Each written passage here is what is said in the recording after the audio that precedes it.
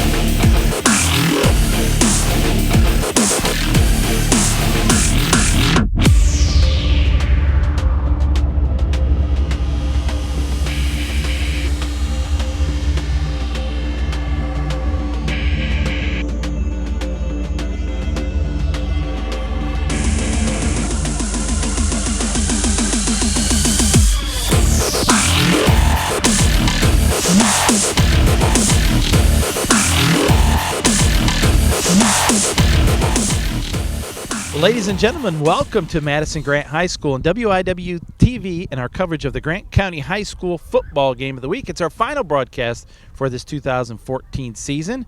I'm Roger Alcock, along with my partner tonight, Corey Key. And Corey, I think we maybe saved the best for last on this game, Oak Hill and Madison Grant, a game that has obviously huge conference championship implications here in the CIC. Yeah, definitely. Oak Hill can win outright with a win tonight, and then Madison Grant with a win can also sneak into that hat trick too. Well, we're going to talk a little bit about those scenarios as the evening progresses, because, as you said, Oak Hill could win an outright championship, Or there could be 4 teams. Alexander's in the mix, Madison Grant, Mississippi as well. So a lot of implications this game tonight. Both teams, though, come to this game, they run the ball extremely well. We're not going to see a lot of variety or differences in style of offensive play, though, from Oak Hill or Madison Grant. Yeah, that's right. It's going to be a lot of rushing tonight on both sides of the ball. It's probably going to come down to whose defense wants to step up and lay the hammer. Well, both teams do rush the ball. Yep. The weather conditions tonight, a little bit windy. If someone has to throw the football tonight, that could come into play. Yeah, it could. It could. Either team needing to pass the ball late in the game, it could get messy. Now, in a game like this, 2 teams pretty equally matched. Good, good running game. A lot of similarities between these teams. Little things can come into play into who could win this football game. The little things could be big tonight. Absolutely. It might come down to a large turnover or just a big play in general. All right, well, don't go away. When we come back, we're going to have the kickoff when toe meets leather here on the Grant County High School Football Game of the Week.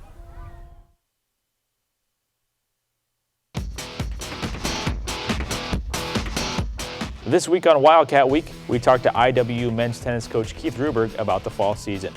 IW women's soccer coach Tim Schrader will update us on the season so far and about his first year coaching the Wildcats. We get highlights from many of the IW sports, and I'll sit down with 2 of the top men's and women's tennis players. That's all on a new episode of Wildcat Week. Jordan with the finish. Seems like he's been. We head to the Richmond, Indiana area this week on Day Tripping. Tour the Levi Coffin House in Fountain City, a main stop on the Underground Railroad. Check out some great antiques in Cambridge City.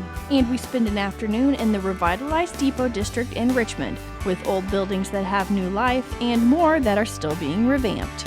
And some great barbecue from a firehouse turned restaurant. It's all about Richmond and Wayne County this week on Day Tripping.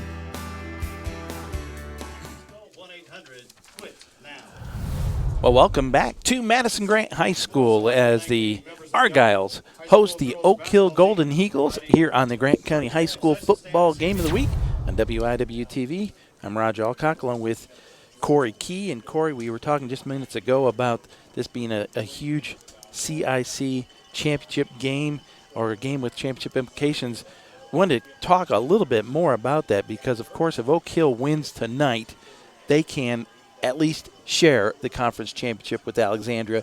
So this is one of those nights where Oak Hill, Mississippi, Madison Grant, believe it or not, they're all rooting for Eastbrook of all teams to pull the upset of Alexandria tonight because they need Eastbrook to beat Alexandria if Oak Hill wants to win a championship outright, or if Madison Grant and Mississippi want to get at least the share of the title. Can you imagine that? The county schools all pulling for Eastbrook tonight? That would be a first for that. There are a lot of scenarios and complications surrounding tonight's game.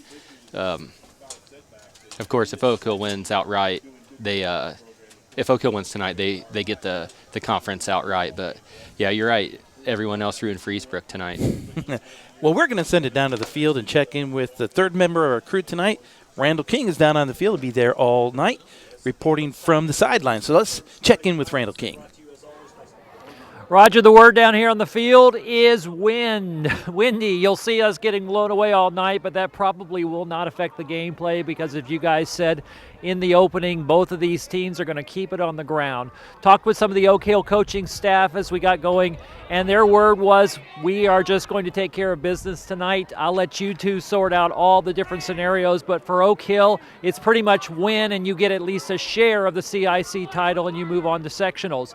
Over on the Madison Grant side, well, there might be a few surprises tonight, but we're definitely going to see a lot of number 44, Cam Myers. They're going to attack the flat, and this young man is at 1,389 yards coming into the night. He is 63rd in the nation in rushing, and listen to this, 17th in the nation in scoring. So you're going to see a lot of Cam Myers tonight. Watch for it, number 44, and we'll see how the Oak Hill defense handles that. Back to you guys. All right, well, thank you very much, Randall King. Now, Corey, Oak Hill last week against Mississinawa stopped maybe the second best running back in the county in Blake Daly, a guy who had almost 300 yards against Eastbrook. And last week, Oak Hill did just an amazing job defensively against a very good rushing team in Mississinewa. They held them to 90 yards as a team, and I think Blake Daly only had 29 yards in that game. I don't know. Can Oak Hill pull that kind of a defensive effort again tonight against, as Randall was saying, Cam Myers, a guy who's got nearly 1,400 yards? That seems like a pretty tall task. You're not going to stop a guy like that. Yeah, Oak Hill is really gonna have to want it tonight. A guy like Cam Myers with the ability that he has to make his way north and south on the gridiron, they're gonna have to come out pushing on all cylinders. Last week against Blackford in their victory, in Madison Grant's victory against Blackford, Cam Myers, 177 yards rushing, 60 yards receiving. He had 4 touchdowns in that game. But that Blackford defense is probably not as stout as what Oak Hill has been able to do. And if you look at what Mississinewa was unable to do last week against Oak Hill, that to me was maybe the biggest shock of this season. Not that Oak Hill beat Mississinewa, but in the manner that they did. And if Oak Hill's going to have a defense that's playing on all cylinders, this is the time of year to be doing it. Yeah, absolutely. Conference title on the line. It's really go big or go home at this point. Well, we have the coin flip getting ready to kick this one off, and both teams pretty jacked up, cross-county rivals. Now, back when you were playing, you guys really didn't see each other that much because you're in different conferences. Now, of course, Madison Grant and Oak Hill all in CIC with Eastbrook is a different dynamic, but I don't care if the conference championship was on the line tonight. It's senior night here. These two teams are going to be pretty jacked up to play each other no matter what. I mean, literally, neighboring schools and that kind of good stuff. So this is a good kind of rivalry to have. Absolutely. Anytime that you can match up with a county rival, there's always bragging rights. Bragging rights in every sport. Oh, I can hear him perfect right here. Another thing we were going to kind of look out for tonight, Oak Hill made a little bit of a change offensively. I mean, they were clicking pretty good on the season. They were playing well, moving the football, but they decided to make a little bit of a change at the quarterback position. Where Randall last year had played or started at quarterback, they put Mullenix at quarterback this year and had done well, but they decided to go back to Derek at the quarterback spot, and it just has added another dimension to what Oak Hill's been able to do. Yeah, absolutely. Yeah, I mean, changes are always necessary throughout the season, and you have to do what's best for the team and whatever works best to make the win happen. Well, we're getting ready to kick this one off. Levi Hill squibbed one along the ground, and Madison Grant's going to fall on it right about the 31 or 32-yard line. I don't think that was intended to be a squib kick. He just kind of missed it on the kick. Yeah, it was kind of a strange-looking kick there. I don't think that was intentional either. Well, we talked about Cameron Myers, number 44. Luke Stroop, the fullback, number 23. He's that fullback position. He averages over 100 yards a game as well. Two tailbacks who run over 100 yards a game, but Stroop's still only a sophomore, and he can certainly stress a defense as well. Well, the Argyles are going to throw on first down, a man wide open here in the flat. That's Stroop across midfield into Oak Hill territory, and finally taken down at the 44-yard line. Well, Luke Stroop kind of, as you see on the replay, changing it up on Oak Hill a little bit. We talked about neither team's going to pass that much, but they did that time. That was certainly a surprise. Well, it's a first down for Madison Grant in Oak Hill territory. Trips to the far side. They're going to throw on first down once again. Plenty of time. Long Throwing ball. way deep. And overthrown. The intended receiver that time Down there for Madison Grant was number 11, and that was Chase Bramall. Bramall, one of the outstanding defensive players.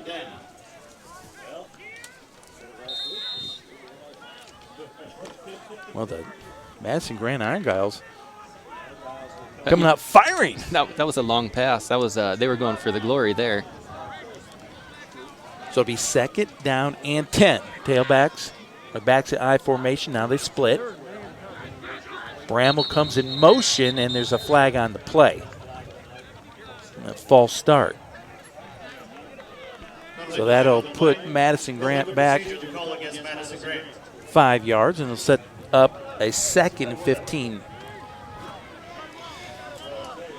Penalties are not what you want to see tonight if you're either team. You don't want to get yourself in any kind of 2nd, 3rd long situation. No, and they came out with full momentum with the passing game, and penalties certainly are going to halt that.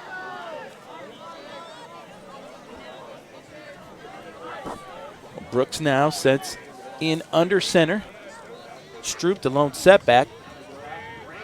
Quick hitter to Bramall on the left side there, and he picks up about 5, maybe 6 yards, gets it back to the original line of scrimmage. Yep. Well, I tell you what, Coach Craig Barr is kind of throwing the script out the window because have they run the ball from scrimmage yet? I think it's been a pass on every down. Oak Hill is ready for that in the secondary. 3rd down and 10. Bramall in motion. Hand off to Myers, and he's hit right at the line of scrimmage and maybe got a yard on the play. Yeah, he didn't get very far on that. He was stuffed by the defensive line pretty quick. Now we're going to give him 2 yards on that actually. So it'll be 4th down and 8, and no hesitation here. Madison Grant's going to go for it. Of course, Madison Grant, they have the luxury of maybe tonight of being a little more of a gunslinger kind of mentality and attitude. And absolutely. And especially with the ball at the, 43-yard line, you might as well go for it. Well, Brooks is back in the shotgun. He's going to roll to the right. Oh, he's going to kick it away. Nice kick. And a roll out of bounds inside the 20-yard line at the 16 or 17-yard line. And Oak Hill will set up their first offensive possession from their own 17-yard line. So they'll have yeah, he dropped back right there looking to pass, it looked like, and pulled up and booted it. You know, I wonder on that play if he had the option if someone broke open to throw it, but if not, just kind of, what does that look like? What, rugby or Australian rules football, something like that. Well, here we go with Oak Hill on their first possession. Derek Randall, the quarterback, hands it off to the first man through. That was Daniels, I believe. Actually, that's Durkis who got the handoff, and Durkis picks up a couple of yards, 2 yards on his first carry. Luke Stroop on the tackle. Well, we're going to hear the name Luke Stroop a lot tonight. Carries the football from the fullback position. But the leading tackler for the Madison Grant Argyles, almost 13 tackles a football game. That's pretty impressive. 2nd down and 8. The pitch to the right side. McDivitt hops over one defender, gets it out across the 30, out to the 33-yard line, and a pickup of first down yards there for Adam McDivitt on his first carry. That was a great run right there. Nice pitch and go out to the flat. Got a little running room, a little shake and bake, and it was a good play. So the first down for Oak Hill. As Adam McDivitt on that picks up about 12 yards. Be 1st and 10 for Oak Hill at the 34-yard line. Single setback. Actually, Durkis was in tight. He got the handoff there, gets it out to the 40-yard line. I tell you what, right now, we talk about the skill players, Corey. in terms of, Durkis or McDivitt, King who might get some carries, Randall from the fullback or the quarterback position. This offensive line for Oak Hill, Coach Osmond heaped some praise on him after that last game against Mississinawa. They really dominated the action.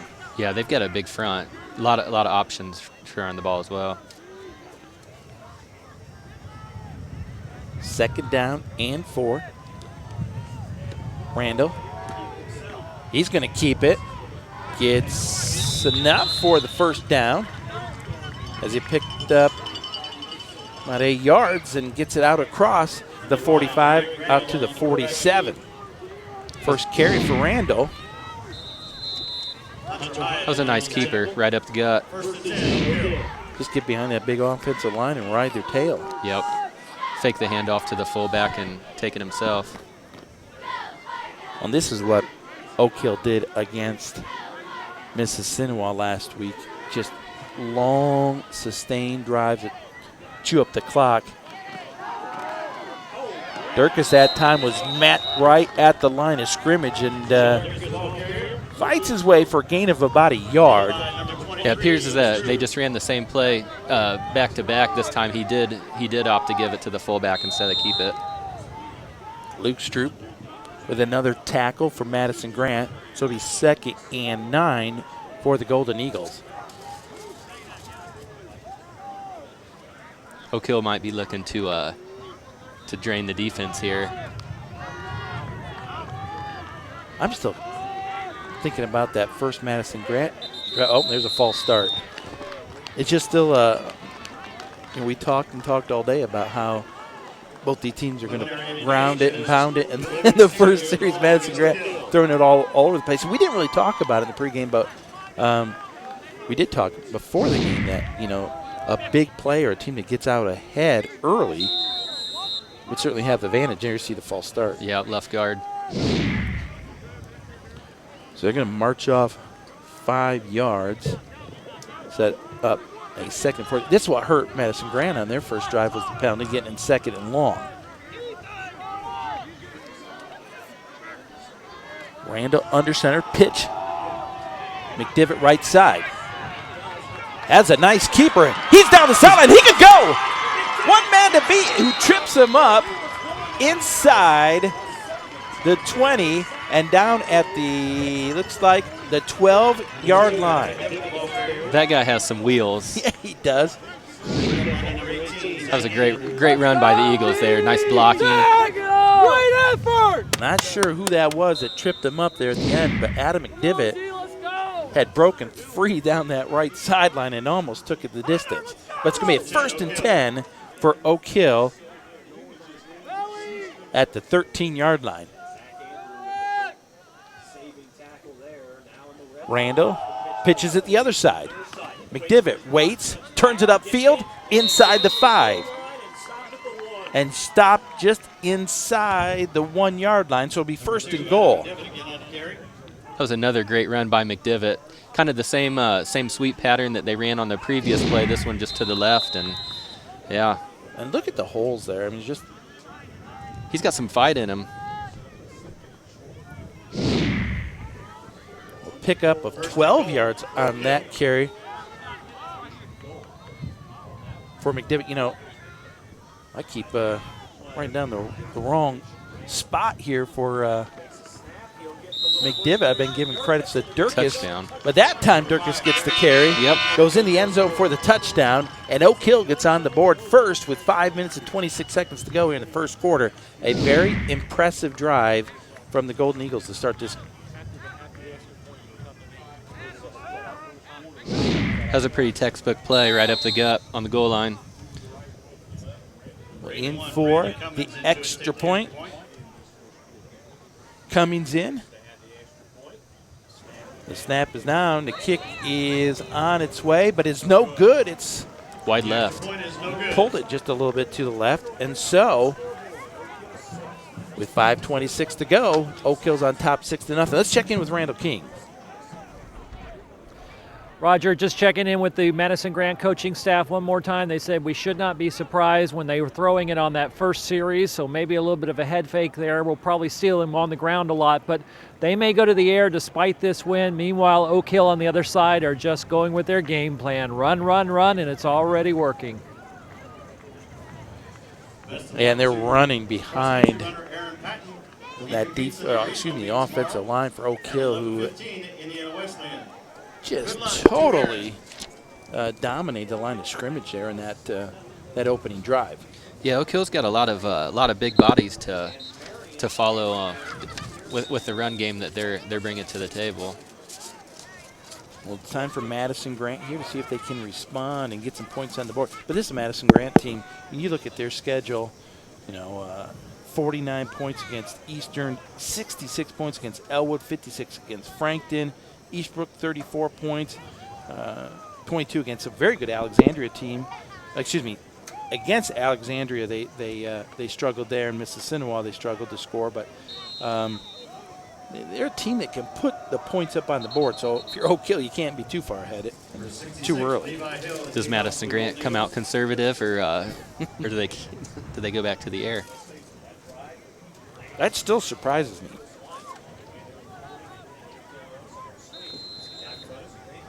It's windy enough out there. They've got to hold the kickoff. Another squib kick. This one taken about to 25.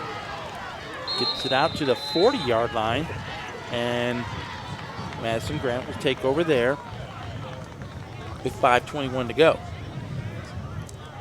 I got to believe, Corey, they're going to kind of go back to their bread and butter and see if they can't get Cameron Myers to football. Yeah.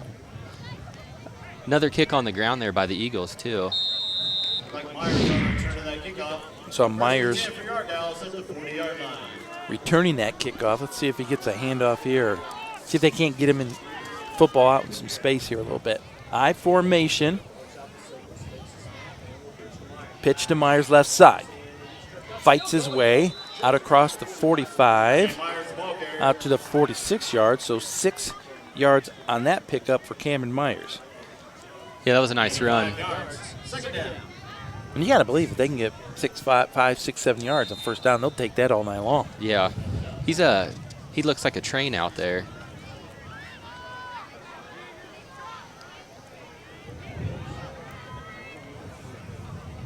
Second down and 5. We're just under 5 minutes to go here in the first quarter. Pitch to Myers, the right side.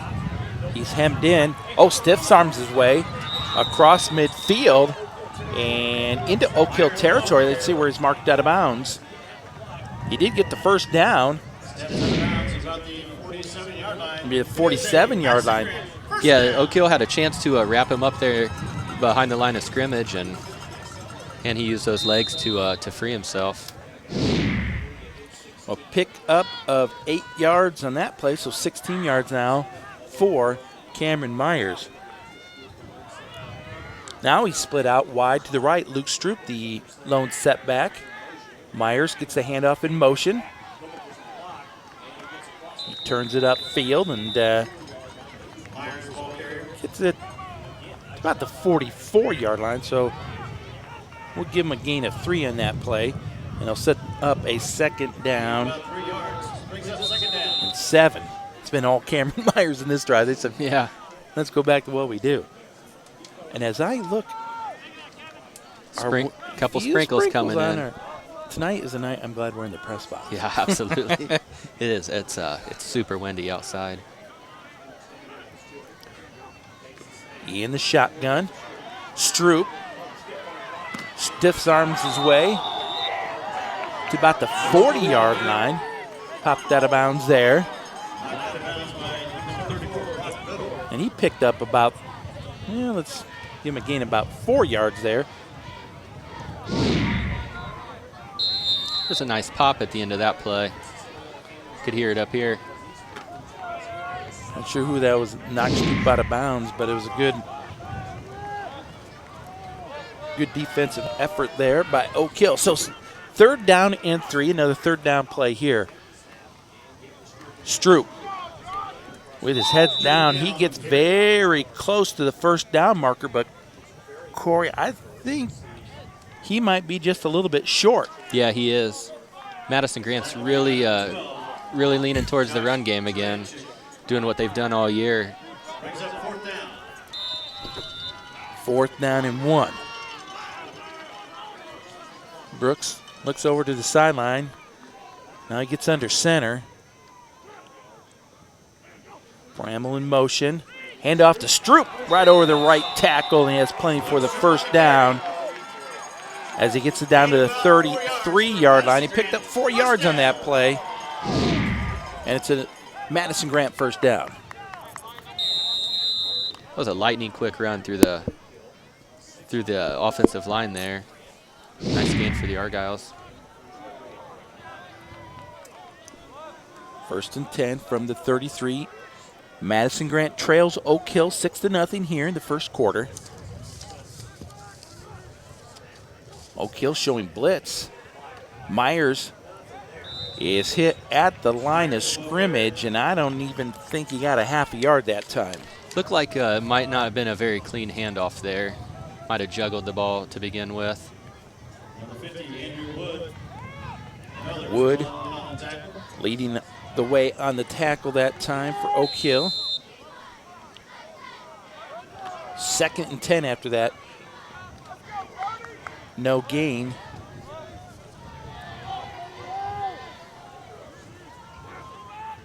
Brooks takes the snap and hands it off to Stroop. And he picks up a nice little gainer there of 6 yards on second down. What we have here now is the Myers and Stroop show. Yeah, absolutely. Well, and that's what it's been all year for Madison Grant. Myers, what we said, 1,390 yards almost coming into this game. Stroop's close to going over 1,000 yards for the season. Yep, 60-some short.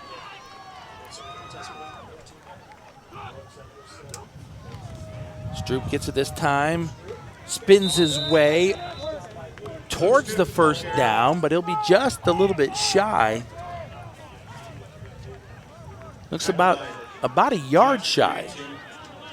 Yeah, Madison Grant's capitalizing on fourth and short here during this drive.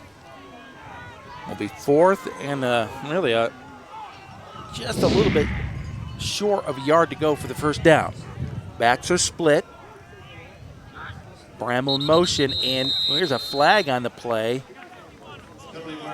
And, a false start is going to be called to Madison Grant. So a penalty hurt him on the first drive, and this will be a penalty that makes it a much more difficult fourth down conversion attempt. Yeah, that's not what the coaching staff's looking for here when you've got fourth and short like that, and then you get backed up 5 and face a 4th and 6 now. Yeah. Changes the contrast of the play calling a little bit. And we'll see now if maybe Madison Grant has to put the ball in the air here. Bramall, hard count. He's looking for Oak Hill to jump, but now he's going to call timeout. Yeah, he was definitely looking for an encroachment there. Oak Hill stands strong.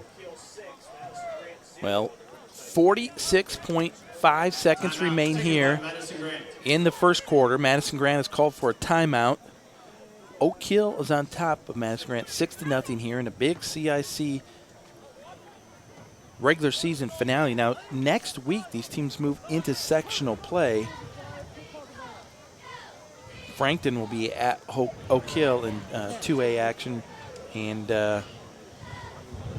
Bluffton at Madison Grant. There's a lot of sectional play that'll be happening in Grant County next week. Eastbrook will be at Mississinawa, so of course that's an all Grant County matchup. Talked about Bluffton being here at Madison Grant. Frankton will be at Oak Hill, and then Jay County will have to head over and take on Marion in 4A sectional play. Big 4th and 6 here for the Argyles. What do you do? Roger? Do you put it in the air, or do you continue with the run?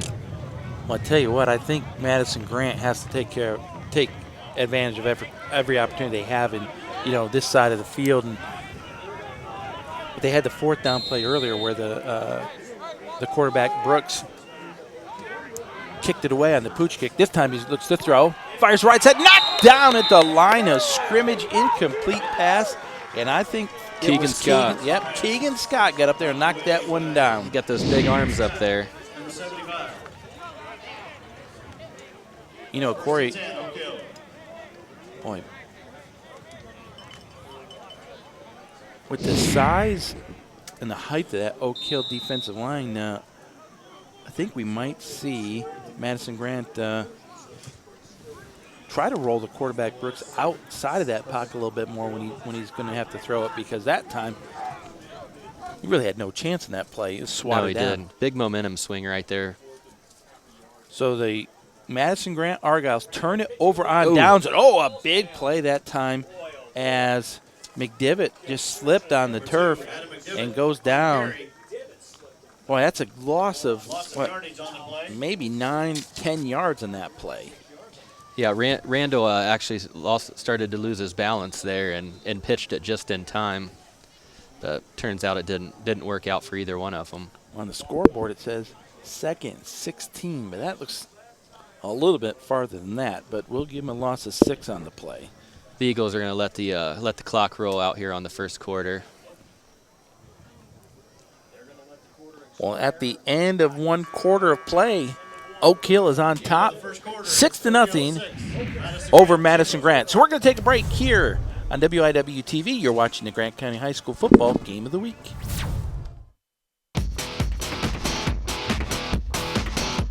This week on Wildcat Week, we talked to IW men's tennis coach Keith Ruberg about the fall season. IW women's soccer coach Tim Schrader will update us on the season so far and about his first year coaching the Wildcats. We get highlights from many of the IW sports, and I'll sit down with 2 of the top men's and women's tennis players. That's all on the new episode of Wildcat Week. Jordan with the finish. Seems like he's been. We head to the Richmond, Indiana area this week on Day Tripping. Tour the Levi Coffin House in Fountain City, a main stop on the Underground Railroad. Check out some great antiques in Cambridge City. And we spend an afternoon in the revitalized Depot District in Richmond, with old buildings that have new life and more that are still being revamped. And some great barbecue from a firehouse turned restaurant. It's all about Richmond and Wayne County this week on Day Tripping.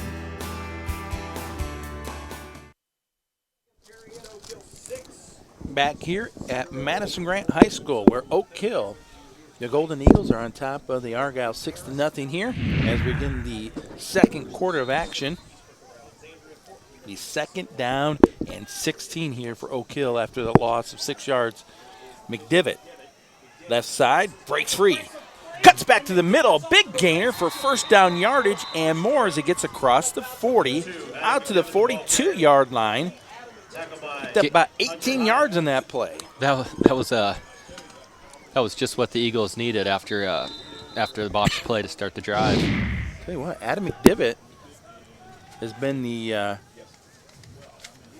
main ball carrier for Oak Hill early on in this game, and he's had several big plays of double-digit yards and more. Yeah, he's running super strong. Inside has Durkis, Durkis. wide open. He's at the 30, 25-20, and he's going to take it to the house. Touchdown, Oak Hill. I was waiting for a defender maybe to get the angle, Corey, and make the tackle, but Durkis, with a burst of speed, takes it the distance, and just like that, Oak Hill's on top now, 12-0. Yeah, running that fast straight down the field. There wasn't much room for the Argyles to put a pursuit angle on that. 58 yards here for Joel Durkis, and again, a big hole, Corey, for Durkis. That time it's Durkis to break free, and he went in virtually untouched. Got to give credit to the offensive line on the Eagles right there. They opened up a big hole for him. Wow, Oak Hill on top, 12-0, so they're going to go for 2.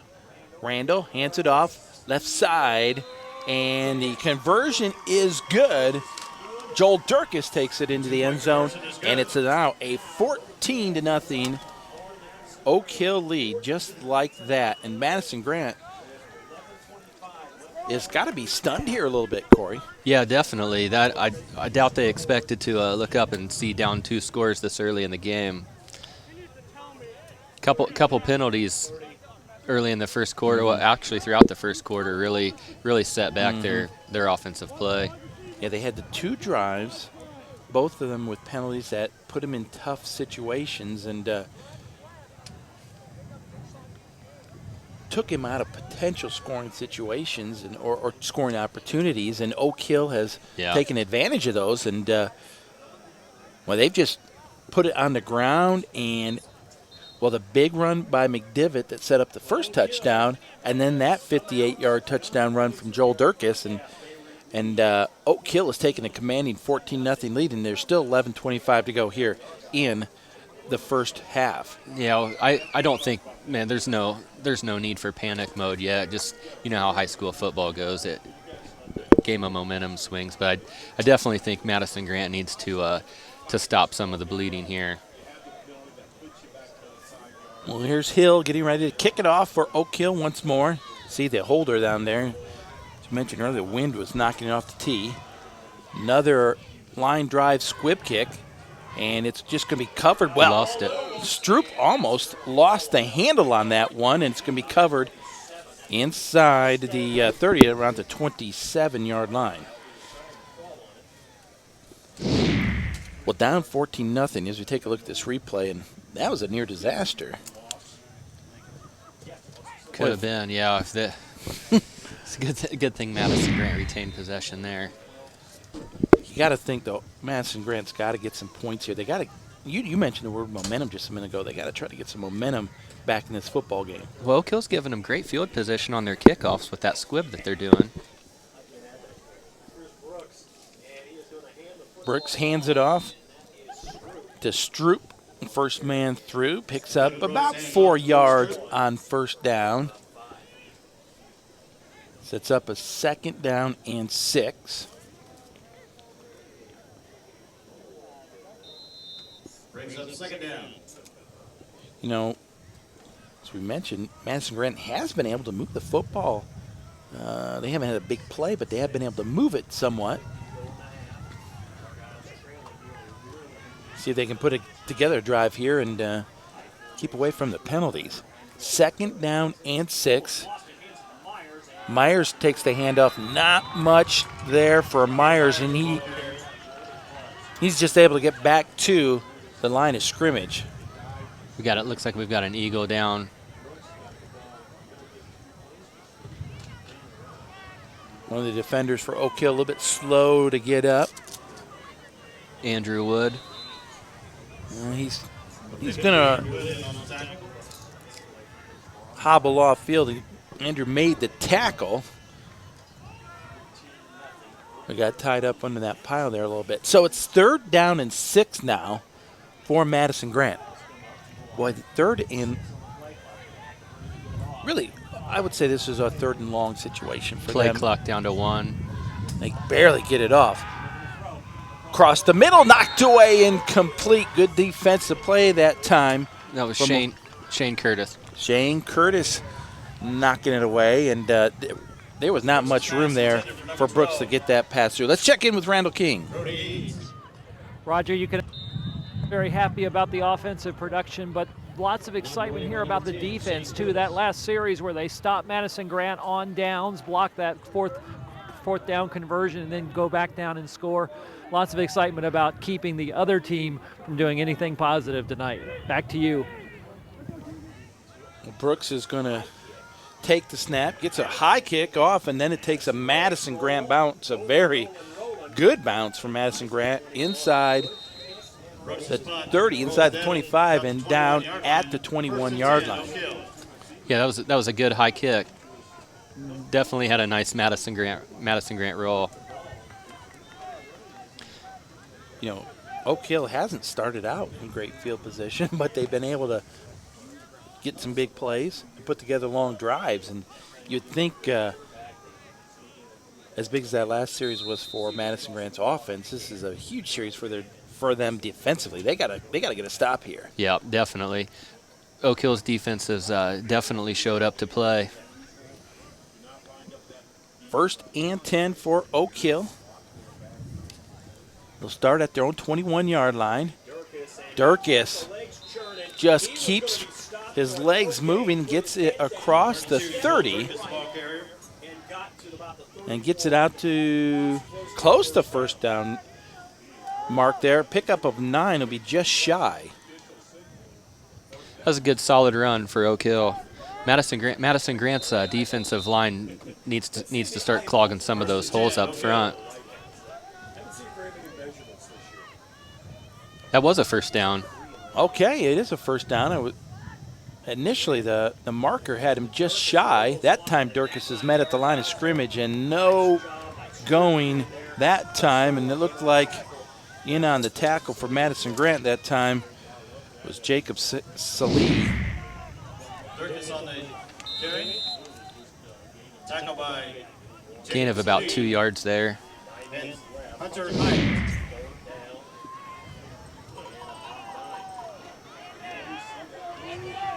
Second down, and I'm going to call it 8 here for Oak Hill. Keeping it is Randall. He's going to try to turn it upfield, and this time he is tackled in the backfield. And that time, making a nice open field tackle for Madison Grant, Hunter Hyatt. And so now Oak Hill in a rare 3rd and long for the Eagles. Yeah, definitely. Looks like Randall had a chance of option here. 3rd down, Oak Hill. Maybe not. He had a back McDivitt back there. So 3rd down and 8 for the Eagles. The ball's at the 33. Madison Grant desperately needs to get a stop here and get the football back. McDivitt, left side, hit in the backfield, and he'll go down at the line of scrimmage. So the Madison Grant Argyle defense comes up and makes a stand. And McDivitt, with no real gain on that play, will set up a 4th and 7. And so now Oak Hill will have to punt it away. Yeah, you got to give the Madison Grant defense a lot of credit on that drive, on that drive there. They put together some nice stops. Curtis gets a short kick and takes a lateral bounce, and it's going to stay in Oak Hill territory, and it'll go out of bounds at the Oak Hill 48-yard line. So break for Madison Grant that time. Yeah, about a 17-yard punt right there. This could be a huge momentum swing. Defensive stop by the Argyles. Let's see if they can punch something in and get a little closer here. Well, by far the best starting field position for Madison Grant is they'll set it up 1st and 10 from the Oak Hill 48-yard line. Get the feeling if Madison Grant maybe could get a big play, get a score, get some momentum going, they get some confidence back in what they're doing. Stroop in the backfield and goes down right there at the line of scrimmage. A whole host of Oak Hill Eagle defenders right there. Yeah, see, I get the feel that the Eagle defense had that play scouted out from the start. Take a look at the replay here, and there's just a swarm of defenders here. Really nowhere to go for him at all. And if you're Coach McDivitt, defensive coordinator, that's the kind of stuff you love, is to see 4, 5, 6 guys around the football make the tackle. Absolutely. 2nd and 10. A tight bunch formation here. Pitch to Myers. Trying to get into, turn it back up the middle there. And he gets a couple yards. Gets it to the 45-yard line, so he'll pick up about 3 yards. But tell you what, Myers has not had much running room at all tonight. His longest gain tonight has only been 8 yards. Yeah, we talked about Oak Hill holding Blake Daly to 29 yards last week. They look to be on pace so far. I know it's early in the game, but they're maintaining the Argyle run. 3rd down and 7 here. Myers, exact same play. Breaks one tackle, gets it inside the 40. Will have 1st down yardage as he gets it inside the Oak Hill 40 and down at the 36-yard line. 9 yards. It is is a pickup of 9 yards, and that'll be a Madison Grant 1st down. Yeah, virtually the same play as the previous play, and this one obviously with better results. Picks up the 1st.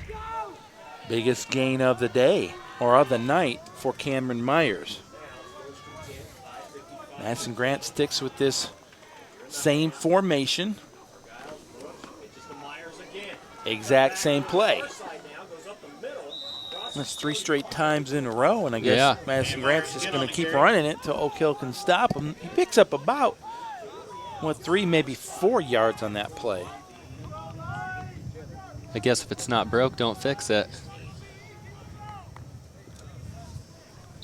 2nd down and 7 here.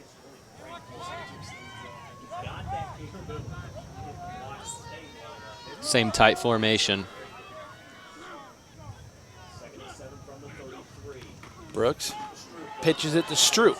Oh, he tried to turn it upfield, but he slipped, and he's going to go down after a gain of about 1 yard.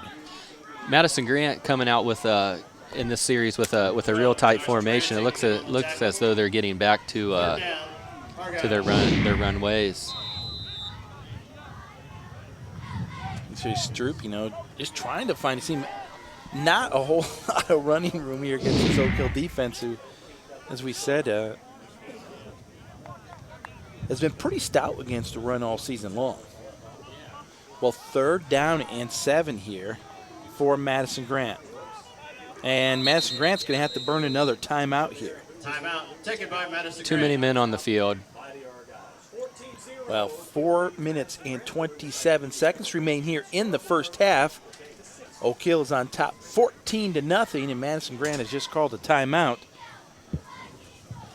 And this is a very important drive for Madison Grant. It's 3rd and 7. They got the ball on the Oak Hill 33-yard line. Still plenty of time in this first quarter to get a score, but they've got to get a score here going in the locker room at halftime. You would think. Definitely. 4.5 minutes is plenty of time to score.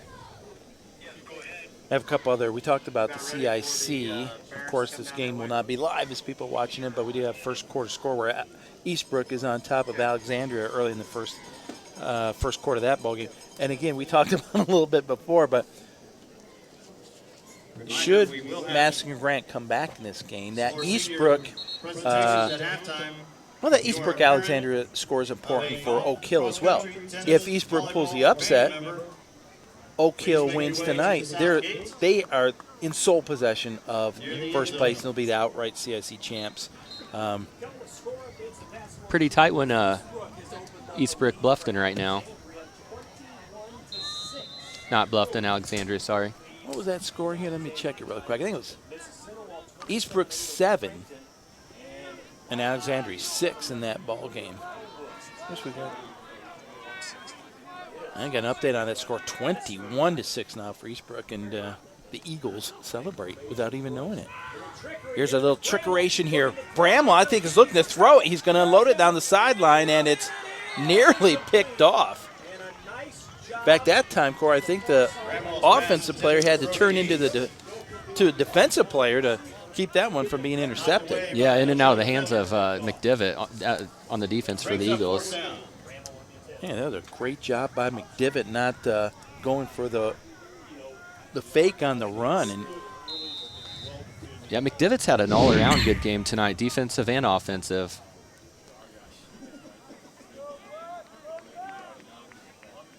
I'm not so sure that he would have been inbounds if he would have caught that anyway. Yeah, it looked like it was pretty tight to the right sideline there. What's 4th and 7, so once again, Madison Grant looking at a 4th down situation here. Brooks takes snap, little play action, rolls to the right. He's throwing deep, and it is incomplete, out of bounds, overthrew his intended receiver that time. I'm not sure who that was. Jip Moore. And so once again, Oak Hill will take over on downs. That was a nice tight pass there. 1st and 10, Oak Hill. But a drive that looked like it had some potential there for Madison Grant is shut down quickly, and so now Oak Hill would love to put together probably a drive that would take about 4 minutes and 9 seconds. Yeah, that Eagle defense sustained again.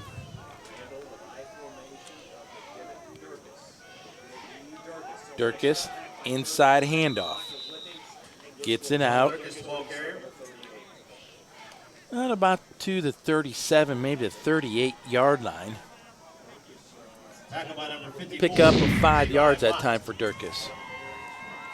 Yeah, at this point with 3:50 left in the first half, look for the Eagles to go ground and pound here and keep the clock running.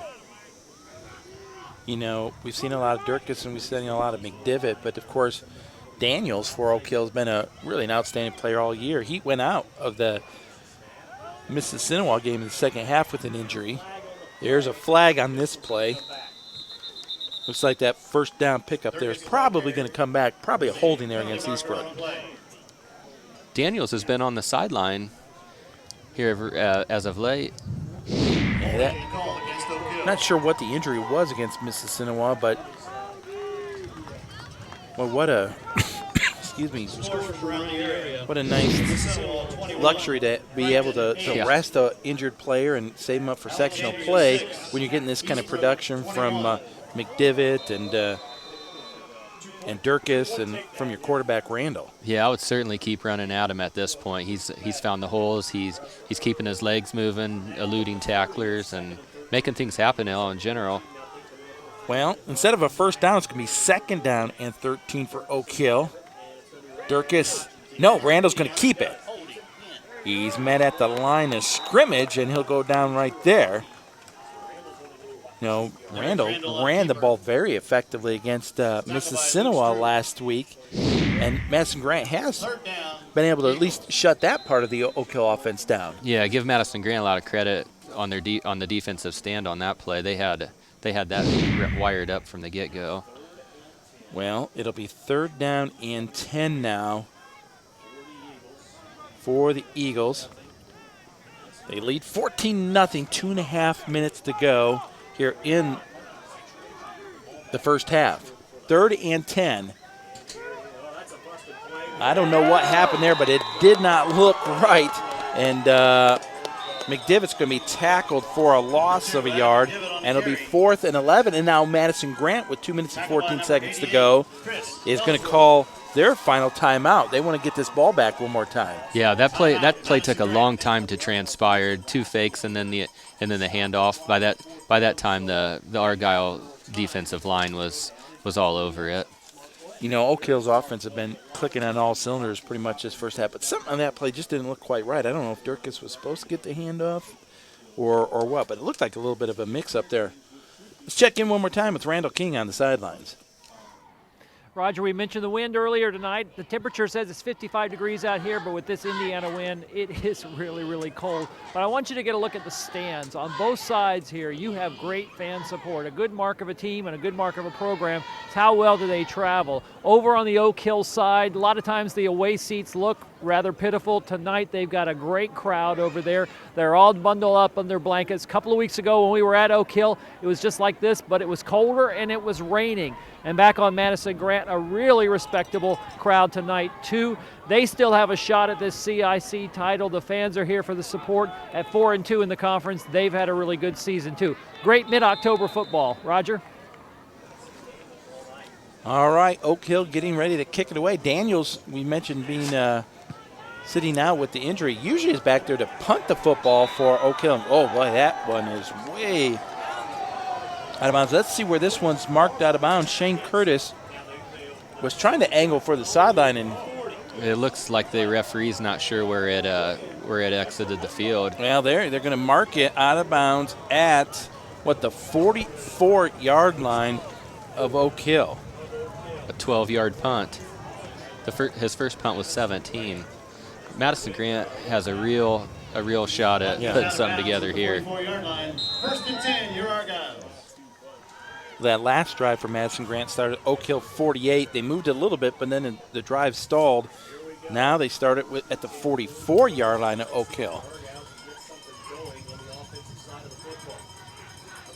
In motion is Bramall.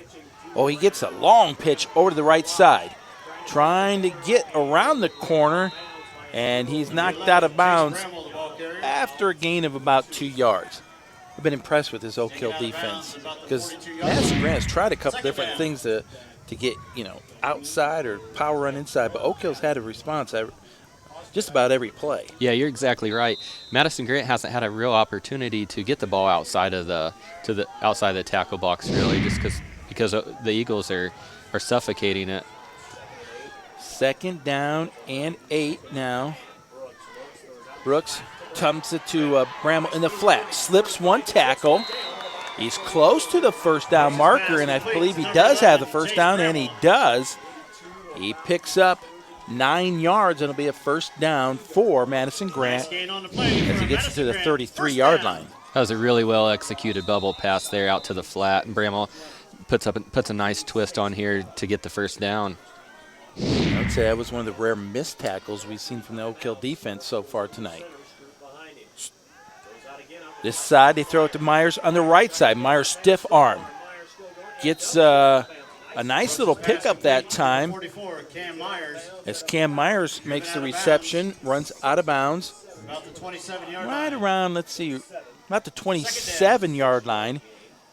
Pretty similar play to the play before, just opposite field. You know, in that play there, that might have been a lateral in terms of, like, you know, if he doesn't make the catch, that could be a live ball. Well, it's 2nd down and 4 after a gain of 6. A minute and 11 seconds to go. Stroop is going to take the handoff this time, and nothing doing there, and so it's going to be 3rd down now with the clock running. Madison Grant's going to have to hurry. They go back to the huddle here, but they're really going to have to move us. We're under a minute now to go in the first quarter. Yeah, First half. Madison Grant needs to show a little hustle here. Clock's ticking. I don't know that they can afford to run the football too many more times. Brooks has 2 wide receivers split to the left. Goes back. He's going to throw it towards end zone. Has his man incomplete. That time, Jacob Moore looked like he had maybe had the defender by a step. Yeah, that play looked good. Broken up by number 10 of Oak Hill. I think Brooks was feeling a little bit of heat. 4th down. But now it's 4th down and 3. 35 and a half seconds. Madison Grant had a lot of success early on this drive, hitting the targets in the flats, and Yeah. I'm not sure why they went away from it.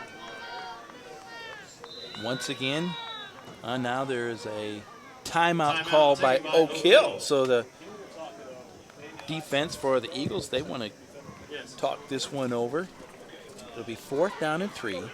35 seconds to go. Oak Hill on top, 14-0. A big play in this football game right now because Oak Hill would love nothing more than go into the locker room with a 14-0 lead, shutting out Madison Grant. Yeah. And who would have thought? Who would have thought anybody could shut out Madison Grant in a half of football the way they score the football? Check in with Randall King. Earlier in the game, Roger, we said Coach Craig Barr said they were going to attack the flat. I think we finally saw a little bit of that in that last series, even though they didn't convert the 3rd down. But to see that they were trying to pass into the flat looks to be interesting. Maybe with 14 points down, they may be trying to go to the air more in the second half. I don't know that. We'll check with the coach at halftime and see. Back to you. We talked about that a little bit in the pregame. Is, obviously the strength of Madison Grant team is running the football. One of the best running teams in the country, actually. But if they're going to have to throw it, this wing could come into play a little bit. But they've shown. Yeah, they've shown signs of being able to make the pass happen. All right, 4th down and 3. In motion, Bramwell, and flags. It's a false start on Madison Grant. Boy, they have really hurt themselves here in the first quarter, in the first half, with some big penalties. Yeah. Oh, it was the left tackle there, it looked like. Seems like that's the 3rd or 4th time they've been penalized on 4th and short. Totally changes the stance of the call from the sidelines, you've got to think. Well, yeah, now instead of a 4th and 3, it's 4th and 8, and those little screen passes or little tosses to the flat that have netted 5-6 yards. That now making it 7 is a little bit different deal. Well, they hand it off to Cam Myers, and he's just stacked up and knocked backwards. And that time, the Oak Hill defense once again sniffed that one out. And the Madison Grant offense is shut down, and they'll have to turn the football over on downs. Yeah, I didn't see that play call coming. Give a lot of credit again to that front line on the Oak Hill defense. They are attacking the gaps and getting off of the ball. Let's see, who was that met him up in the middle there?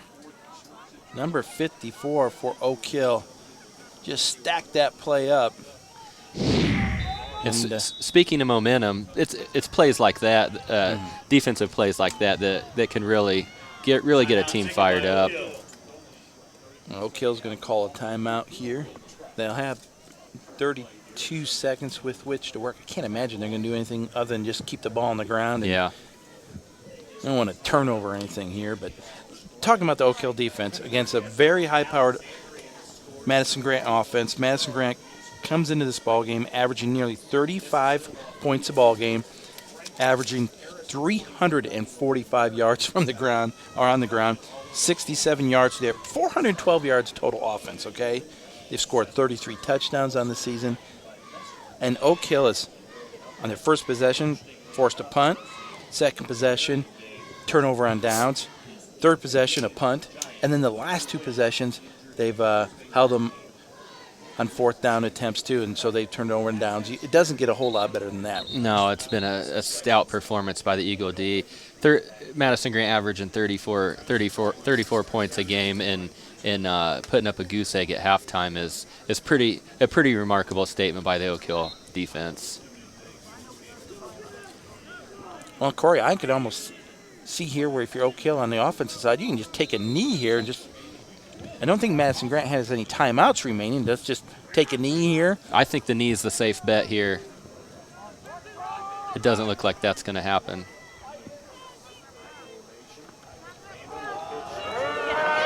They're going to run a reverse to McDivitt, who has a lot of running room. Oh, my. He's out to midfield. 40. Oh, he fumbles the football. It's loose on the ground, and is it knocked out of bounds? Let's see. Well, it was a huge gainer for McDivitt, but someone came up from behind him. And Oak Hill will have the football. Oh, my gosh. First down from the 25-yard line. Well, so much for our play conservative and take a knee. That was an unbelievable run. Cam Myers came up from behind and knocked him away, and then, boy, it looks like the ball rolled out of bounds. Yeah, other than McDivitt losing the ball there at the end of the play, he is all over this field tonight. Just a remarkable game. Well, another big run that time from Mr. McDivitt sets up Oak Hill in excellent field position. Now Randall looked to pitch it, but now he's going to run. Has a big gainer inside the 15, inside the 10, and finally stopped at the 9-yard line with 9 seconds to go here in the first half. Now a little bit of a scrap after that. I think Oak Hill has some timeouts remaining. But they're going to try to line it up and get ready for the snap as soon as the ball is placed down. Here it goes. Randall. He's going to spike the football there, and so a couple seconds run off. And Oak Hill will have it second down. The ball at the right at the 10-yard line. So I think it's a goal-to-goal situation. It doesn't matter with 7 seconds. Yeah. You're not gonna. Got to take a shot here. I mean, this has been a pretty amazing drive put together by the Eagles. I don't think the Argyles saw this one coming. No, that big play where McDivitt took it on the reverse and got the big gainer into Madison Grant territory has put Oak Hill in another scoring position. McDivitt turns it upfield. He's close to the end zone. There's a he flag. stopped at the 1, but yep, there's some yellow on the field. Dirty laundry. And it's a hold against Oak Hill. And there's still, though, 0.2 of a second, though. Take a look at the replay here. And McDivitt's done a nice job tonight. had knowing when to turn it back upfield. Yeah, he's had great cuts. Well, Oak Hill is going to use a timeout here. Timeout taken by Oak Hill. He had that without the penalty there, that been on the 1 yard line. Lot more options to punch it in from the 1 than where they're at from the 15. Yeah, Actually the been the marked 19. back to the 19 now. Let's check in with Randall King on the sidelines. Roger, just a few minutes ago, you heard something in this crowd you don't hear very often, and that is they were cheering another county school, and that was the Eastbrook score. As of a few minutes ago, 21-8, Eastbrook up. So the scenario, again, if I can remember all this, Eastbrook wins tonight and beats Alexandria. Oak Hill wins the CIC outright. At least that's the math that I figured out earlier. Is that correct? Back to you guys. You help me out. Well, absolutely. Oak Hill would love to see the Eastbrook beat Alexandria. They win tonight. They're CIC champs all by themselves. Madison Grant finds a way to come back in this game, and Eastbrook maintains that lead. Madison Grant will have a share of that championship with Oak Hill and Alexandria. And Mississinawa, if they could win tonight, would be in that mix as well. Well, here we go. Final play of the first half. Here's a toss towards the back of the end zone, incomplete, and actually that was Molinix who came in at quarterback for that final play, but it falls incomplete, and so the first half comes to a close with Oak Hill on top 14-0 in really a dominating first half performance from the Golden Eagles. Yeah, definitely. Pretty much on both sides of the ball. The defense, Madison Grant's been able to maintain a couple long drives, but I mean, at the end of the day, the Oak Hill defense has stopped everything that they've put together. And on the other side of the football, Oak Hill's offensive line has really controlled the line of scrimmage. They've not only sustained some long drives, but they've broken some big holes for McDivitt and Durkis to run through, and those guys have produced. Yeah, Adam McDivitt has had a whale of a game so far. Just getting the handoff and really getting upfield. He's had a lot of good cuts. He's know when to cut. He's eluding the tacklers and just making space for himself. All right, well, we're going to take a break for our halftime show. We'll come back with more of the Grant County High School Football Game of the Week here on WIW-TV.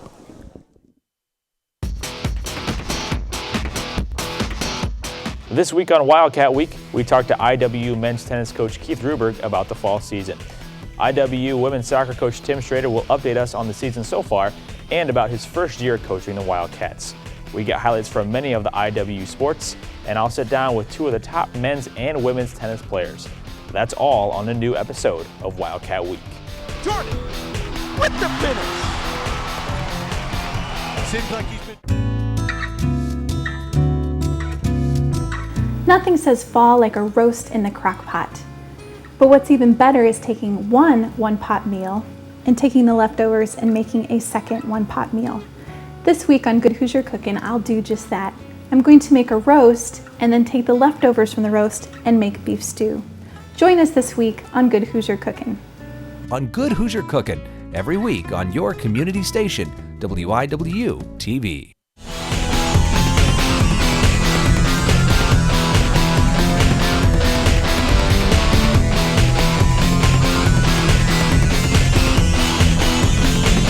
Welcome to the Wildcat Week Halftime Show. I'm your host, Tim Tedeschi.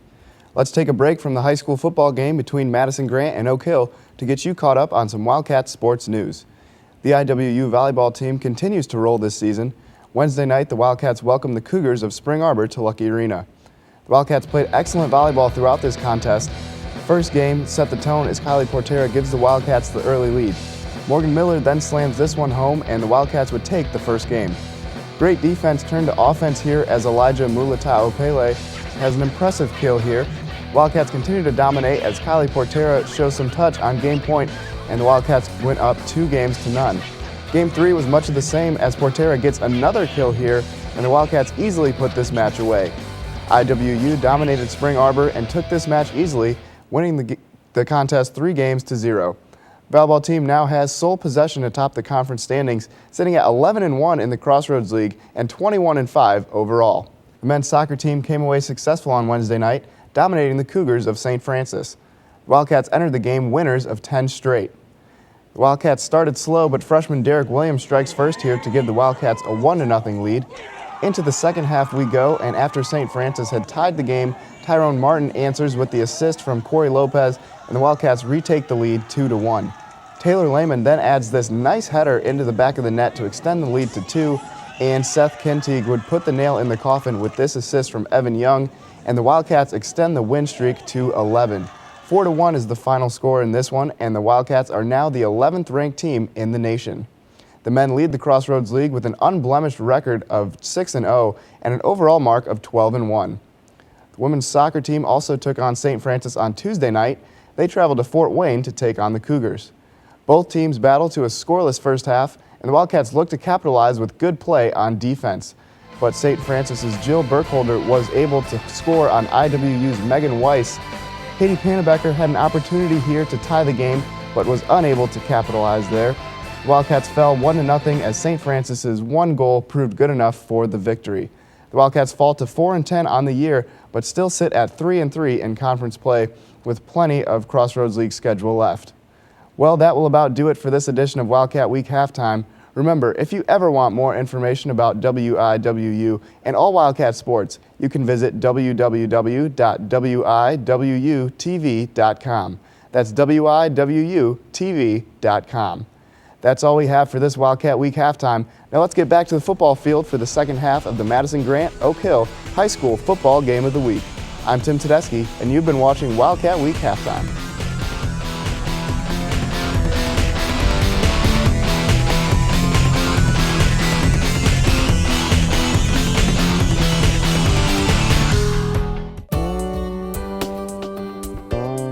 This week on Perspectives, we're joined by Marty McGibbon, an inspirational speaker and author, and a certified addictions treatment professional. Hear the stories of how she hit rock bottom, found support and recovery, and is now impacting others through her experience, both with her writing and her expertise as a counselor. I'm Alan Miller. Join us this week as we explore a new perspective.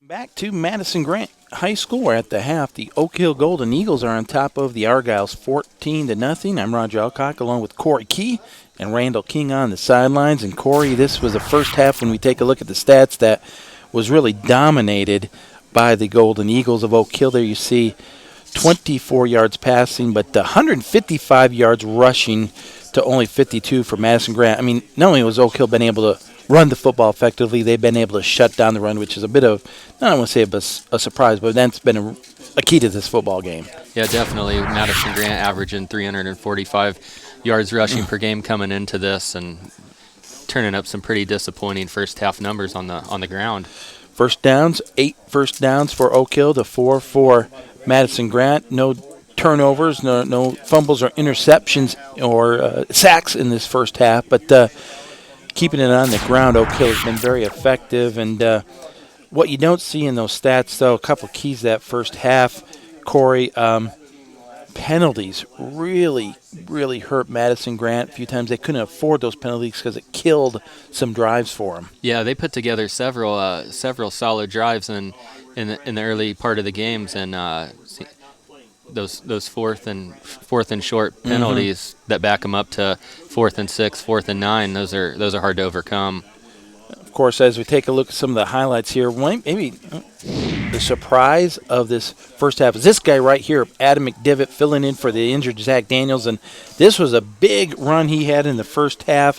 I think that one there was about 44 yards, but that set up the first Oak Hill touchdown. But what a pleasant surprise for Mr.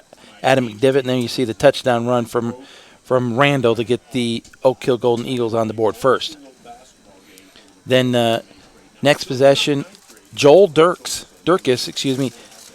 rumbles some 58 yards for the touchdown. So a little 1-2 punch there from McDivitt and Dirkis, and Oak Hill is on top 14-0 just like that after the 2-point conversion. Yeah, and Oak Hill is relied heavily on Zach Daniels all season, and with him sidelined tonight, they've turned up a couple pleasant surprises from the backfield. And not only is Dirk is showing the burst of speed there, but we talked a little bit in the first half. What a great job the offensive line has done for the Golden Eagles. They have really opened up some big holes. Now, most of that came in the first quarter.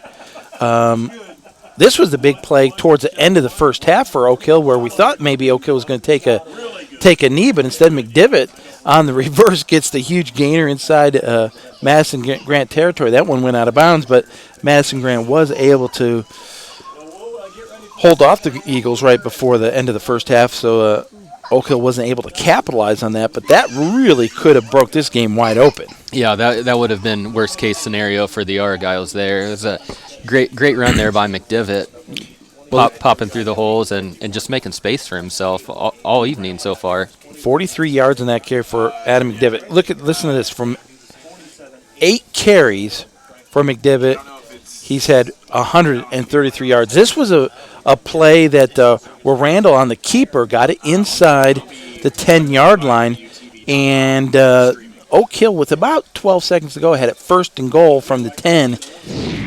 But in that scenario, a penalty hurt them. They instead of having it 2nd goal from the 1, it's going to be a 2nd and goal from the 19. Yep. Well, let's go down to the field and check in really quick before the second half kickoff with Randall King.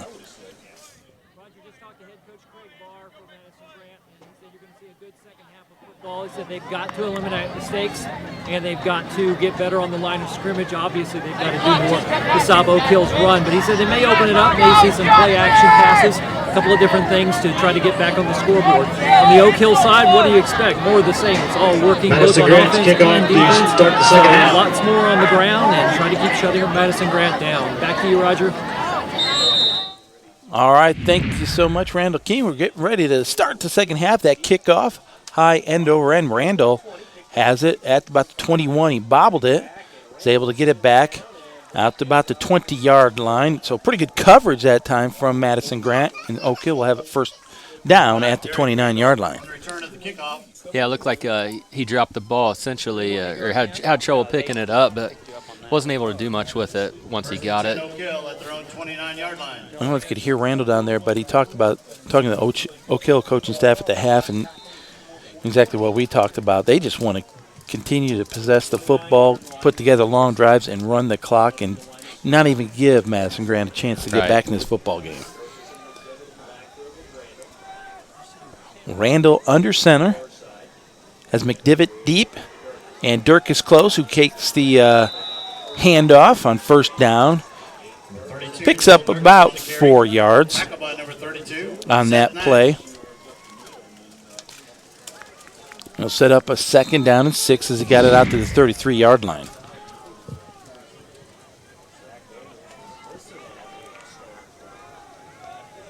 Looks like the Oak Hill line might have had some miscues there on the left side.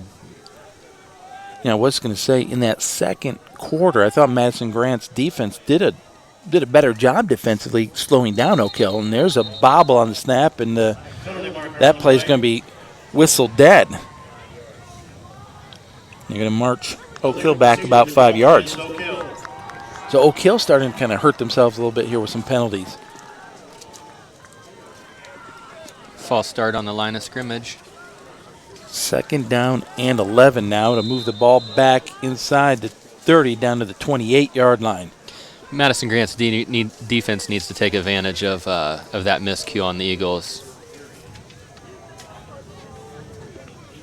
It'll be interesting to see who comes out and makes the statement first, whether it be the defense or the offense. Hand off to Durkis. He's hit at the line of scrimmage. He's hit hard there by Stroop. He's able to fight his way forward for about a gain of 3 yards. And it'll be now 3rd down. And let's call it 3rd down and 8. Hunter Hyatt finished him off. Yeah, that was a pretty solid gang tackle there.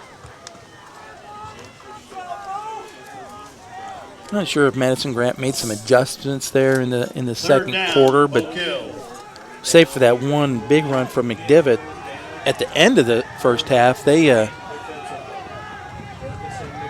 have done a much better job. Here's McDivitt, left side. Not much running room there, and he's going to be stopped after a gain of a yard And this time the Madison Grant defense makes a stand, and it looks like they're going to force Oak Hill to kick this one away. Yeah, it's huge for Madison Grant. Clearly the coaching staff made some changes on the defensive side of the ball. In the first half, McDivitt, good chance that he would have broke something out there. Shane Curtis back to kick for Oak Hill, and they've had a few problems punting the football away tonight. There's a high snap. It's over his head. It's back inside the 10-yard line. Curtis tries to pick it up. He's going to run with the football, but he's going to be run out of bounds at about the 20-yard line, and that's exactly what Madison Grant needed to have happen. Yeah, it absolutely is. There's the momentum that they needed coming out of the locker room. Just a really, really high snap by the long snapper, right over his head. You know, taking a look at that replay, it looked like he might have been down when he picked up the football. His knee might have been down, but in either case, Madison Grant's going to have it first and 10 deep inside the Oak Hill territory at the 20-yard line. Lots of wideouts. Quick hitter here to Bramall. Slips one tackle. Inside the 15, down to the 13-yard line. So Bramall picks up about, 7 yards in that play. Yeah, that's a formation that we haven't seen from the Argyles yet tonight. They had 2 wideouts split on each side. Brings up second down. Good solid pass to the flat there. Second down and 3. Dakota Brooks under center now. As Cam Myers deep. Stroop. Oh, that football is on the ground. It looks like Stroop was able to fall on it.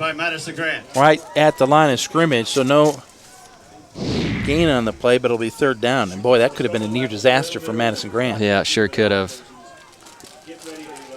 Lucky for Stroop to looked like just a botched handoff there, but lucky for the Argyles, they were able to cover it up quick.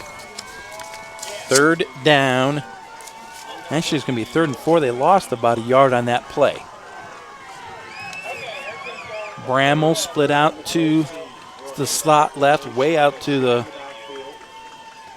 wide to left is Moore. Meyer with the handoff. He dropped the football, but he's going to be marked down before the fumble. No gain on the play. And so it'll be 4th down. Boy, this Oak Hill defense has been stout this evening. Yeah, they have. They have been solid up front. Official timeout. It's really hard to point out one player on that defensive side of the football for Oak Hill, but boy, they have been really solid up front. They have not given Cam Myers any running room whatsoever, but that time I think Kyle Bird was there to stop things up. But you see a good look at there. Keegan Scott, he's had a couple big plays there. Yeah, Oak Hill's defensive ends are they're tall. They're built like bricks. They're 4th down, Madison Grant. athletically, they move really well, as does the whole front line. Well, like you said, they got some size, but they got some athleticism as well. 4th down here now for Madison Grant. The ball's at the 14. And now a timeout is going to be called for by Madison Grant. I'm not sure they had enough players on the field that time. Wow, that's a situation where they cannot afford. Well, I think, Corey, they got to get some points here. Yeah, they do. The way this Oak Hill defense has been playing. Yeah, I don't think it was in their game plan to have to burn a timeout this early in the second half. It was a costly timeout there, but it is 4th down, so want to make sure they get the right play called. Well, there was the 4th down play earlier. I think it was about 4th and 8 in the first half where they had kind of opened things up a little bit. They were able to get some passes completed out in the flat.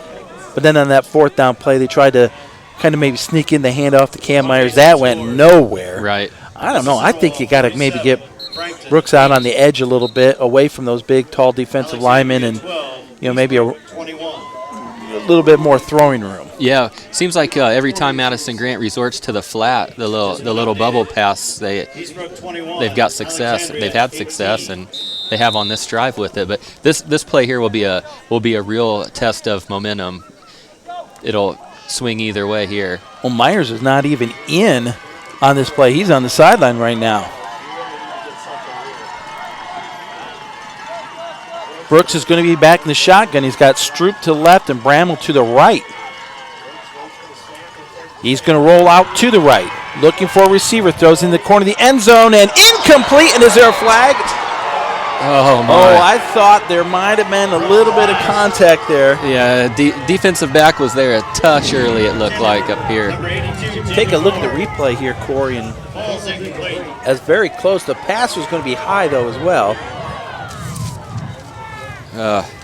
That was close. That's tough to say. Brooks was under pressure. The pass was high because the defensive end, you know, when Oak Hill's defensive ends get their hands up and they're running after you, you got to go high over them. Well, for the fourth time this evening, Madison Grant will turn the football over on downs to Oak Hill. Durkis with the handoff, and that time he's just wrapped up, roped up, and hauled down for no gain. Yeah, nothing happening there. Stopped right at the line of scrimmage by a whole host of Argyles. Madison Grant defense looking to get another big stop here. They would, excuse me. They've given their offense great opportunities here with some stops and giving the offense some opportunities deep in Oak Hill territory. They've just not been able to take advantage of those opportunities. 2nd and 9. Randall gives it to Durkis. Left side, no room to run there. He might have picked up 2 yards. Well, both defensive lines have come out from the locker room just really on fire, plugging up holes. Yeah, you can see there Durkis didn't have a whole lot of space to go. 3rd down and 9 for Oak Hill. And as effectively as they have moved the football this evening, they do not like to be in 3rd and long. Randall's going to keep it, tries to turn it upfield. He's hit after a gain of about 2 yards. He fights his way close to the 1st down marker, but he's going to be about a yard shy. Nope, it is a 1st down. And Coach Barr is out on the field. He wants a measurement. He's not happy with that mark or the official's determination that it is a 1st down. By the looks of where the sticks were on the other side of the field, Roger, that spot didn't appear to give him a 1st down. Coach Barr is really upset.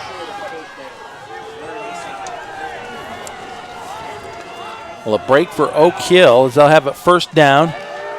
Durkis left side. Fights his way for a gain of a couple of yards. Let's check in with Randall King. Roger, was right down here. That last conversion by Oak Hill, Coach Craig Barr was not happy with the spot. If there had been the pro, he would have been throwing the challenge flag. Of course, you can't do that here. All you can do is complain a little bit and keep playing. Back to you. Pickup of 2 yards makes it 2nd and 8. And flags everywhere. Have you ever seen that many flags thrown on one single play? Four of them in the air simultaneously. Every official on the field threw their flags at once. And that Oak Hill's going to have to be looking now at a 2nd down and 13 situation here after they mark off the 5 yards. Take a look at the replay here and look for yellow to go flying everywhere. Yeah, that left guard. It's synchronized almost in their flag tossing. Handoff, Durkis breaks one tackle, plows his way forward for a pickup. Nice pickup there on that 2nd down and long situation. So definitely Oak Hill's largest run in the 2nd half here tonight. 3rd down. A gain of about 12 yards that time for Durkis. It'll be 3rd and 7. They've really relied on Joel Durkis here in the 2nd half. That's his 6th carry in the 2nd half. He's gone over 100 yards now. It was actually 3rd and 3 there. Oh, 3rd and 3. And a first down pickup that time. Boy, it's strong running there that time from Durkis. As he picks up 5 more. 32. Joel Durkis on the carry. First and 10, Oak Hill. Yeah, they have really decided they're going to just pound it away with Joel Durkis here in the second half. You're exactly right. Oak Hill's starting to show some signs of moving the ball now. First and 10, ball at the 37-yard line. Randall this time is going to keep it, turns upfield, spins off a couple tacklers, gets it out across the 40, out to the 45-yard line. Yeah, Randall had the option of pitching there, but hit it right up the gut and made a nice spin. When you get a feeling, Corey, after that really close play where the Eagles got the first down, they're starting to get a little bit better push here on the offensive line and starting to churn out a few more yards. Almost to midfield. Durkis takes the handoff, has the gainer for first down yards across midfield into Madison Grant territory and down at the 46-yard line. Another nice run by Durkis. He's really pounding it up the holes. Oak Hill's offensive line is really opening up some holes here. They're working the left side of that line too as well.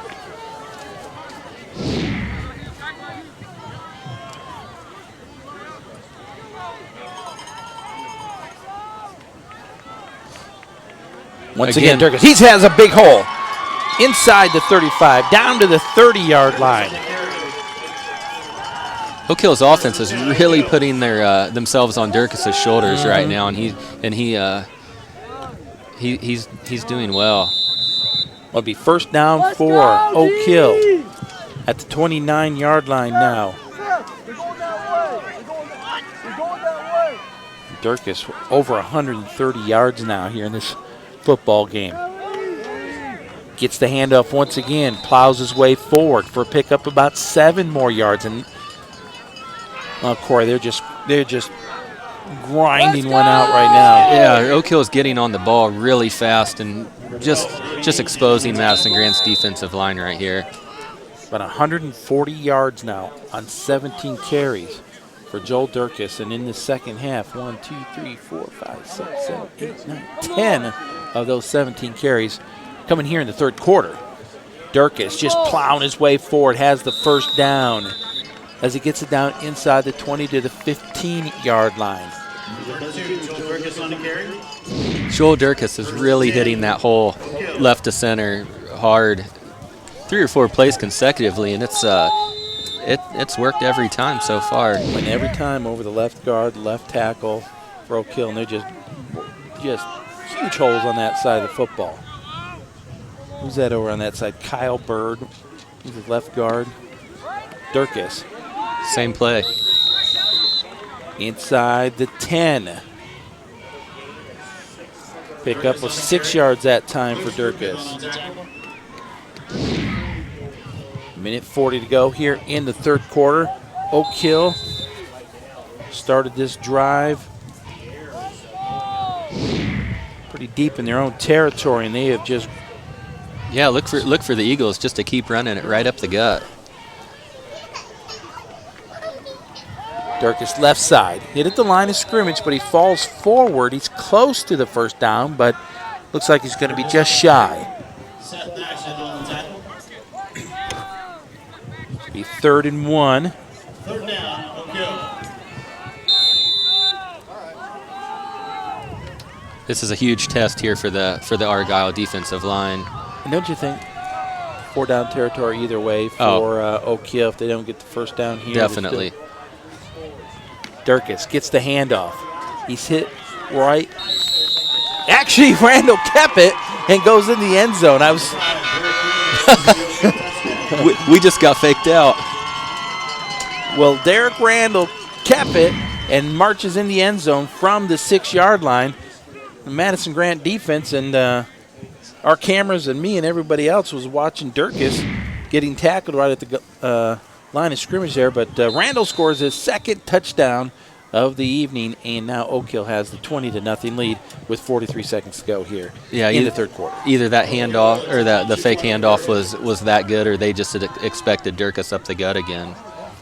Either way, it was a nice run by Randall.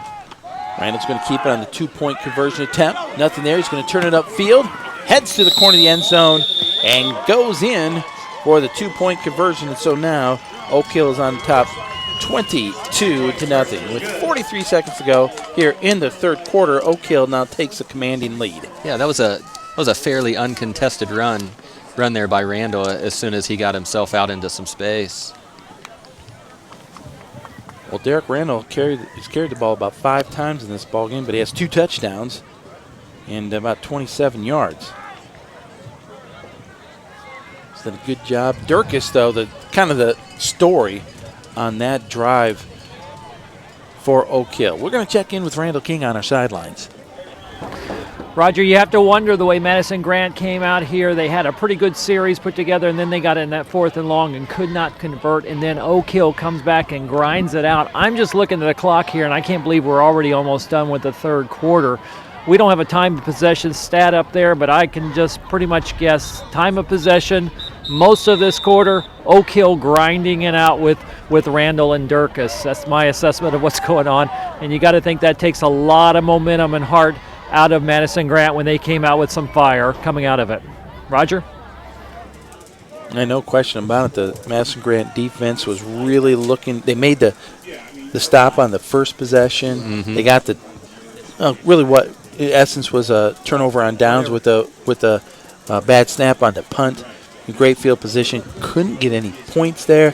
And then Oak Hill marches about 90 yards down the field for a touchdown and took about 8 minutes to do so. Stroop comes up, takes that kick off the ground, gets down that far sideline, out near the 45-yard line. So good field position here for Madison Grant to start this drive. Yeah, Madison Grant's had excellent field position to start each drive following an Oak Hill kickoff. Well, this been very impressed though with his Oak Hill defense tonight.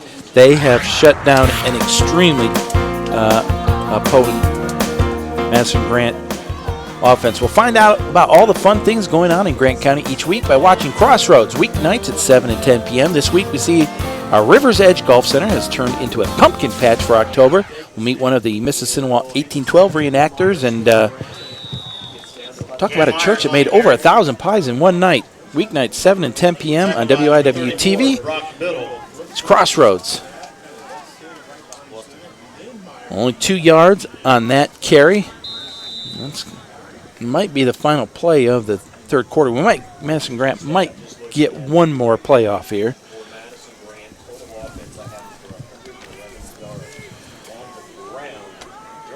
Madison Grant really needs to put a drive together here. Rama goes in motion. Going to dump it off. Picked off! Going the other way! Oh, and tackled inside the 10-yard line, but for Kyle Bird. Oak Hill, Kyle Bird, the big defensive end, made an impressive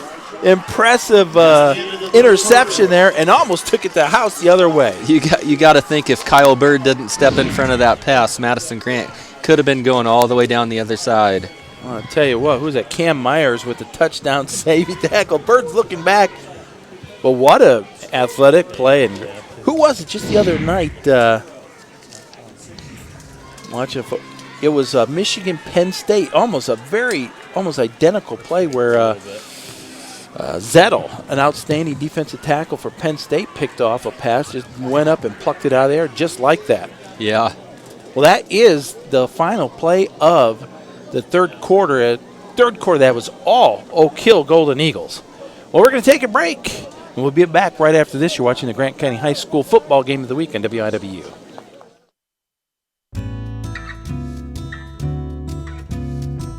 Nothing says fall like a roast in the crock pot.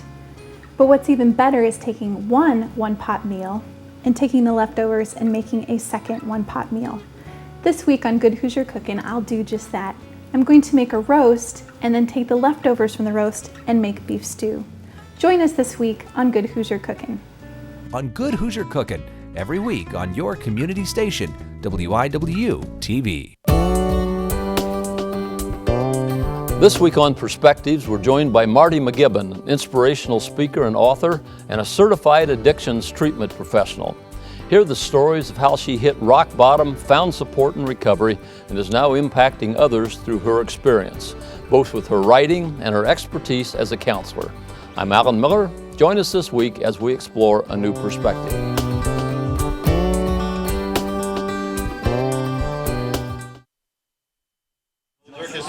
They started here really quickly here, and Joel Durkis took the handoff on that first down play from the 9-yard line. You got a pickup of about 8 yards down to the 1, so it'll be 2nd and goal to go. And Durkis just continues to pile up the yardage here. What a huge momentum shift here with that interception by Bird. First turnover of the football game. I formation here, 2nd and goal. Randall under center. Hands it off to Durkis. Right tackle goes into the end zone for the touchdown. You had to know that was coming. Durkis has been doing a lot of work here. And on his 22nd carry of the night, he picks up his 165th yard and another touchdown. And just like that, it's 28-0 Oak Hill over Madison Grant. A shocking score here in Fairmount. And Oak Hill is able to take advantage of that big interception by Bird and convert that turnover into a touchdown. Oak Hill will attempt a 2-point conversion. Randall hands off to Durkis, who gets the 2-point conversion. And now it is a 30-0 Oak Hill lead as we have just started the fourth quarter. Well, that long drive that the Eagles had when they scored before Bird's interception had to take a lot of steam out of the Argyle defense. They're looking a little bit gassed down there right now. Well, and how big was that? You know, like you said, that drive that Oak Hill put together. Madison Grant thought maybe they had put themselves in a situation that Oak Hill would have to kick it away, but Eagles were able to get the first down, and then they just put it in the hands of Durkis and their offensive line from that point. Yeah, they sure did. And when we talked pregame about both teams coming out rushing the ball, looks Madison Grant might be in panic mode here. Well, yeah, at this point they're going to have to, you would think, go to the air, or maybe they just like, wait a minute, let's take a step back here and get back in the rhythm, and I don't want to say get ready for sectional play, but let's, don't get too far away from what you do, and maybe build some momentum going into sectionals. We'll see. Levi Hill in to kick it away for Oak Hill. Approaches and gets his left foot into it. Low line drive once again. This one's taken by Cam Myers. Actually, no. That's Janowski. He gets it out across the 30 out to the 35-yard line.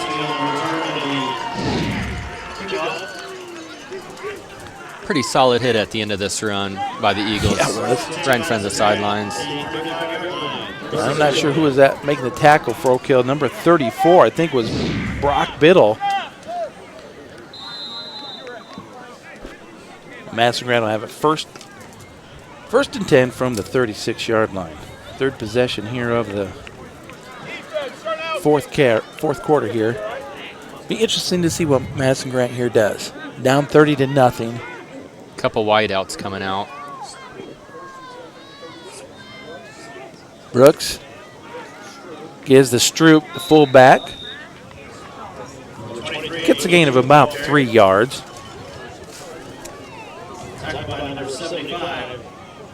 Stroop, who came into this ball game averaging about 127 yards on the ground, he's been effectively shut down as well. Yeah, he has.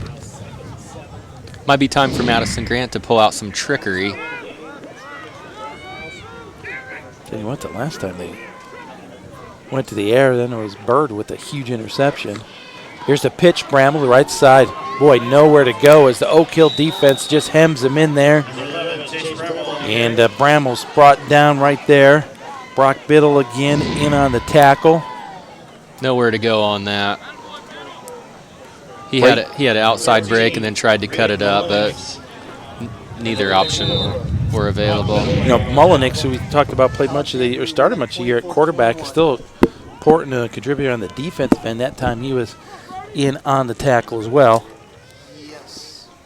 So now it's a 3rd and 7. Brammel takes the handoff. He is brought down after a short gain as he gets it out just across the 40, so now it'll be 4th down. Another crucial 4th down for Madison Grant. 4th down, Madison Grant. And I think they're gonna kick this one away. And now Shinarski, well, I could hear from up here Coach Barr yelling for the punt. Let's see if they do kick it away. Yep. Brooks, boy, he goes straight up in the air, though. And it's going to go out of bounds near midfield. And it's going to be marked out of bounds right at the 48-yard line. So Oak Hill will have great field position to start this drive. Yeah, netted about 14 on that. As soon as the ball came off of his foot, it went straight up. Well, no one's had any success trying to kick the football in that direction, but I don't think the wind's really in their face. But kicking it from our left to the right has not been it's been an adventure for both teams. Well, Oak Hill will start at their own 48, by far their best field position in the second half to start a drive, but it really hasn't made a difference for them tonight. They just ground out long drives. Durkis on the 1st down carry, gets it across midfield. Pick up about 4 yards. I don't know what Durkis is averaging per carry, but it's impressive. I have him 23 carries for about 169 yards. Of course, that's unofficial, but we're going to have to start another line for him.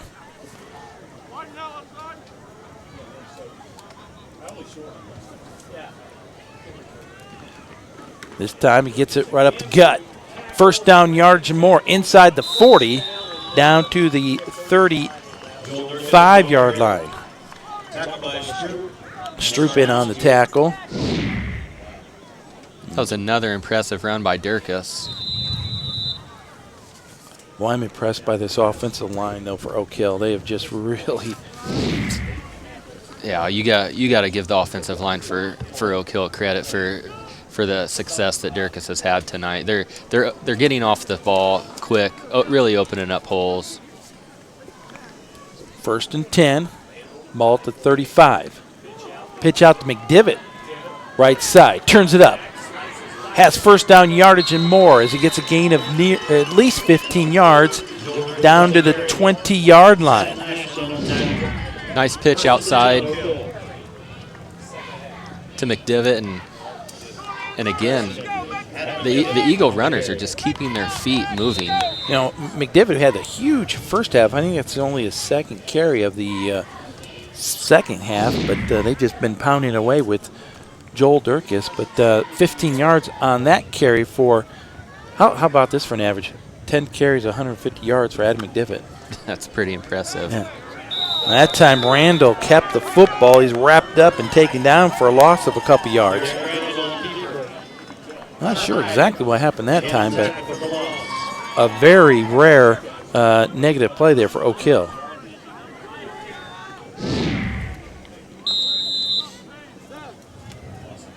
Yeah, it looked like Randall was going to try to take it himself on the outside. Met immediately. 2nd down and 12. Durkis, left side, big hole. Near the 1st down and across the 1st down marker as he gets it inside the 10 down to what it looks like about the 8-yard line. Look at that hole that Durkis had to run through. You could drive a truck through it. A Ford? Possibly.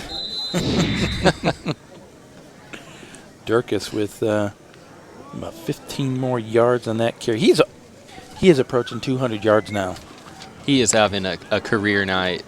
anytime a running back is putting up numbers like he's getting tonight, the offensive line is doing something right. 25 carries, 196 yards. Durkis right side this time, gets it inside the 5. Down to the 3-yard line, so gain of about 5 more. Unofficially, I have him for over 200 yards now tonight with that carry of 5 yards, 201 yards. And in the second half, about 120 of those yards coming in the second half. Yeah, and we talked earlier about how Oak Hill's relied on Zach Daniels a lot this season, and they're picking up right at where he left off. Yeah, Zach Daniels averaging, 120 yards a game. Durkis goes into the end zone for the touchdown, and the route is on and continues as it's now 36-0 Oak Hill.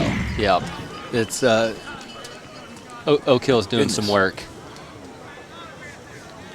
I am, I'll tell you what, I'm stunned by this score as Oak Hill now going to attempt the extra point. Brandon Cummings into attempt. Snap is down. This time the kick is good.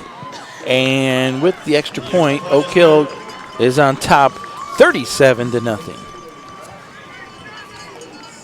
Boy, talk about coming out and really wanting to get that conference to themselves. It's they're putting on a clinic and making it happen. Pretty impressive kick that time from Cummings. He slipped on the turf and went down, but that was a pretty good-looking extra point. I haven't got an update on that Eastbrook score lately, but I know Alexandria had started to make a bit of a comeback in that ball game. Last score we had was Eastbrook 21, Alexandria 18. See if we can get some updates on that score. Of course, if Eastbrook could hold on and win at Alexandria, and I think with 6 minutes and 30 seconds left to go in this ball game, we can safely assume this is like election night coverage, Corey. We can make it official. We can call this game for Oak Hill at this time. But I think that's a safe bet there. We say WIW projects. Yes. Oak Hill wins against Madison Grant, and it has been an unbelievable. Just a full team effort from the Eagles tonight. Offensive line has been dominating. The defense has shut down an extremely high-powered offense in Madison Grant. It's been a very impressive win here. That kick, fielded by Bramlett, does a nice job picking that one up about the 25. Gets across the 30 out near the 40-yard line. Michigan be marked just shy. We just received an update on the Alexandria Eastbrook game. Alexandria now leads that game 24-21 with 11:41 left in the fourth quarter. Alexandria making a bit of a comeback there. 6 minutes and 26 seconds to go here in the ball game. Madison Grant. And this is the second drive in a row we really haven't seen Cam Myers in, and I would think they're just going to try to save his legs for next week's sectional. On the catch that time, not Bramall, but instead Brody Eads makes the catch. A nice gain of about 8 yards. Brought down by McDivitt. Gain of about 8 yards. Brings up second down. McDivitt's all over the place tonight. Yeah, he is. Second down and 2. Ball out across the 45 at the 47-yard line. Eats, but out wide to the right here. 2 receivers to the left, but someone was moving on that line. False start on the Argyles. Illegal procedure, the call against Madison Grant. And that penalty, you kind of go back to the first half where Madison Grant was in a position to maybe put some points on the board. And the couple penalties really hurt them and put them in fourth and longer situations. And I wouldn't say this penalty is near as big, but that has been a little bit indicative of what's happened to him tonight. Yeah, it's been kind of the story of the Argyles' evening. Inside handoff to Stroop, and that might be a face mask on the tackle. As Stroop was taken down for a short gain that time. flag came flying in on the tackle, and I think it's going to be a face mask, and it is. Yeah, Keegan Scott, we could see from up here, got him by the helmet.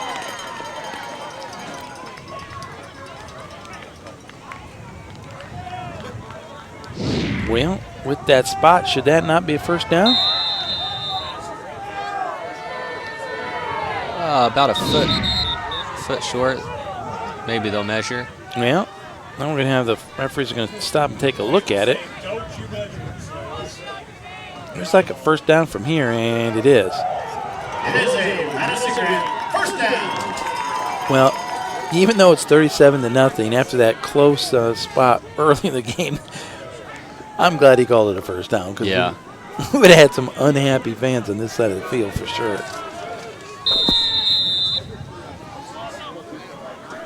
So it's first down for Madison Grant, the ball at the 49-yard line. Brooks straight drop, fires it right side, incomplete, and Bramall never saw that one, and in fact, Brayton Mullenix almost picked that one off before it hit the ground. Yeah, took a little hop before it got to his arms. I'm not sure what happened there. Looked like Bramall was going deep, and Brooks thought otherwise. Well, obviously, when you don't throw the football that much, and when you have to start to throw it as much as Madison Grant has, you don't develop timing overnight, and those are kind of issues that come up. He tries to find Bramall over here in the right sideline flat. That pass was a little high, and it goes out of bounds, incomplete. That time, it didn't look like Brooks really was able to step into that throw. No, you could see he threw off his back foot. Yeah, when a team like Madison Grant relies so heavily on the rush like they have all year, and they've been successful at it, when you have to start mixing in the pass regularly like this, things get weird. Unbelievable, though, as we said, Madison Grant over 400 yards of game, total yards coming into this game. As that pass goes incomplete and sets up the fourth down. But as we said earlier, 35 points a game they average, 345 yards on the ground, just unbelievable. Well, Alexandria now is extended their lead over Eastbrook 31-21, and so it looks like Oak Hill is going to have to share the CIC title. But you know what? When they look back, they'll say, hey, early in the year, we beat Alexandria 14-6 back in week 4 of this season. So, maybe 10 years down the line, they'll meet some friend from Alexandria and said, hey, well, at least we beat you head-to-head. Pass across the middle of the field, caught, complete. And it'll be good for the first down in near the 35-yard line. Oak Hill's going to be marked down at the 36-yard line as Moore made the grab on that pickup. Yeah, that was a really nice pass play. We spoke a minute ago about ill timing, but that was right on the money there, Roger. Brooks, who was just about ready to get hit, threw that one fading away, but made a nice throw there, and it's another Madison Grant first down. Here's the pass out to the flat. Good yardage here near the first down marker. As that time, making the catch and the pickup there was Seth Nash. And a couple first downs in a row here from Madison Grant. This is, Corey, I would say this is probably the most success they've had on a drive tonight, or at least since early in the first quarter. Yeah, the second half for sure. That time it looked like Moore got a pretty good block out there that set Nash free. Be 1st and 10 from the 26. Bramall in the right flat gets a block. Inside the 25, down to the 21-yard line. Well, I don't know where this came from, but Madison Grant's passing game is looking a little explosive here in the last couple plays. McDivitt, who was in on the tackler, a little bit slow to get up and limping away.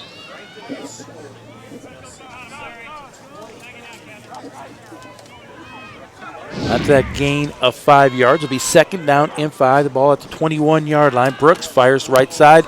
Incomplete. It was tipped. Incomplete. And now a late flag comes flying in, and this could be a pass interference. We'll see what the call is on the field. I'm not sure. And it is. Pass interference against Oak Hill.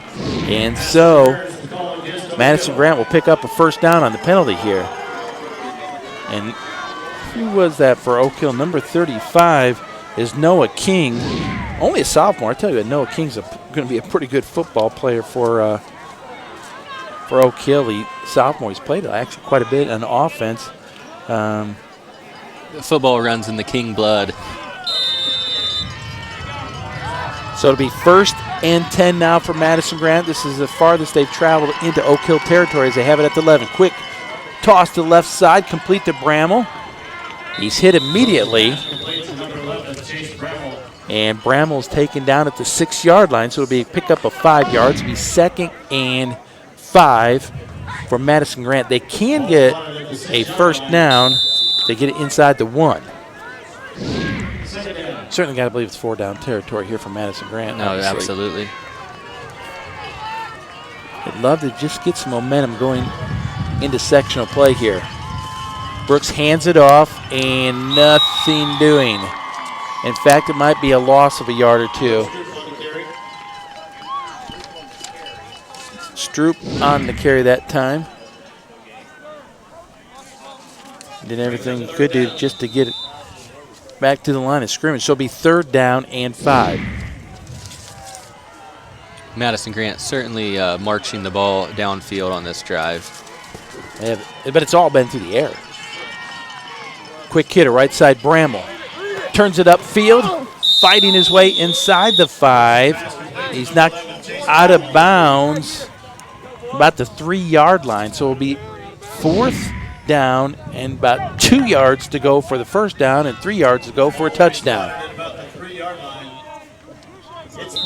Boy, that was a pretty nice job that time by Noah King to fight off the block and make the tackle there. Yeah, it was an exceptional play. 4th down from the 3. Brooks keeps it, dives into the end zone. Touchdown, Madison Grant. And now a couple flags come flying in towards the end of the at the end of the play. See what this is about. That was way after the play though. Looked like maybe a scuffle at the line of the scrimmage. I'm certain the touchdown's going to stand here. Touchdown is good.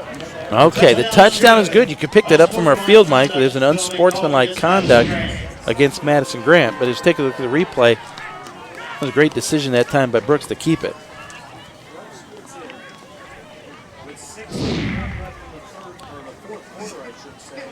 Well, 3 minutes and 18 seconds to go here.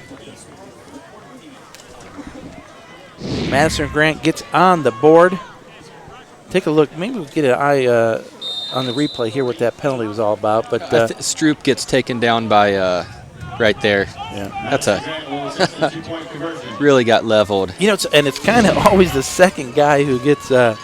Keegan Scott wrapped him up and took him down. 2-point conversion into the corner of the end zone intended for Moore is incomplete. And actually that wasn't Moore that time. It was Brody Eads in the corner of the end zone. So the 2-point conversion does not, or it fails, and so it's remains 37-6 with 3 minutes and 18 seconds to go here in the ball game. But you know, some positive, things that happen here for Madison Grant on the offensive side towards the end of this game. This is not the kind of football game they expected, and but at least now going into sectional play next week, they can point to maybe a couple positive things in this football game. Yeah, definitely. Want to remind you the best place to keep up on Indiana Wesleyan University Wildcat sports is right here each weeknight at 7:30 and 10:30. It's Wildcat Week. We'll catch up on some of the fall sports action, including women's volleyball and men and women's soccer. Of course, basketball is right around the corner, so remember Wildcat Week every weeknight, 7:30 and 10:30 here on WIW TV. Well, Alexandria's had a huge second half, and they've pulled away from Eastbrook. Now they're on top 38-21. So it looks like Alexandria Oak Hill are going to both claim a CIC regular season championship. Yep, that looks like that to be the case. Madison Grant's kickoff. A share is certainly better than not having it at all. Exactly. Well, Oak Hill, of course, next week in sectional play will be host to Frankton. And, of course, Frankton, another CIC opponent. Eastbrook will be at Mississinawa. That was a great game earlier this year at Mississinawa we had here in WIWU. That was an outstanding football game. Should be another good one. Of course, Bluffton will be here at Madison Grant. Well, kick goes out of bounds on the kickoff. And so Oak Hill going to start here again with pretty good field position. Yeah, 47-yard line. They just love to obviously keep this one on the ground and run out the final 3 minutes and 18 seconds. But credit Madison Grant on that last drive. By far their best drive of the game. They were able to cap it off with a touchdown. And interesting enough, did it through the air, of course. Yeah, they showed some resiliency and didn't fold up. Well, there's a handoff inside that time to Brock Biddle. Big fullback. Lumbers his way out towards the first down marker and pick up of 9 yards for Biddle. Luke Stroop in on the tackle that time. Biddle with his first carry.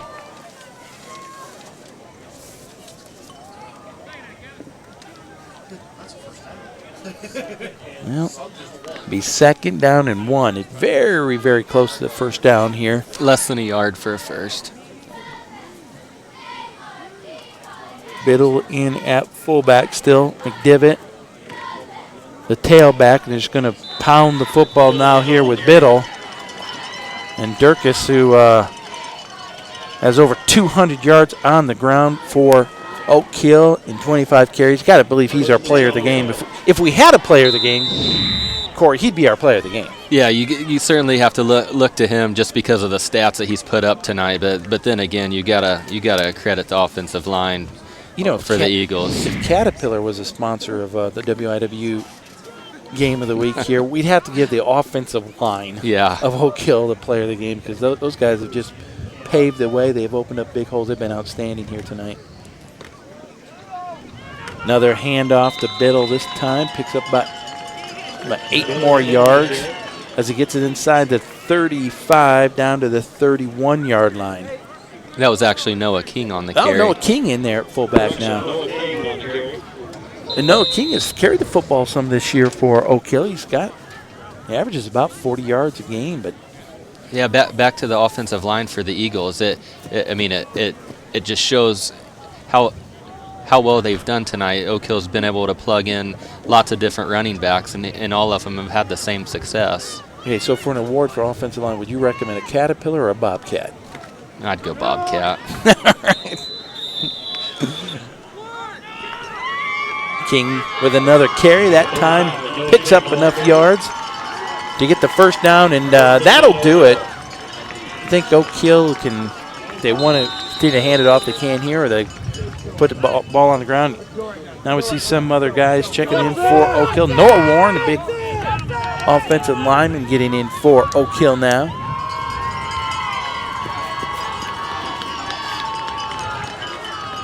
Looks like they're going to take a knee.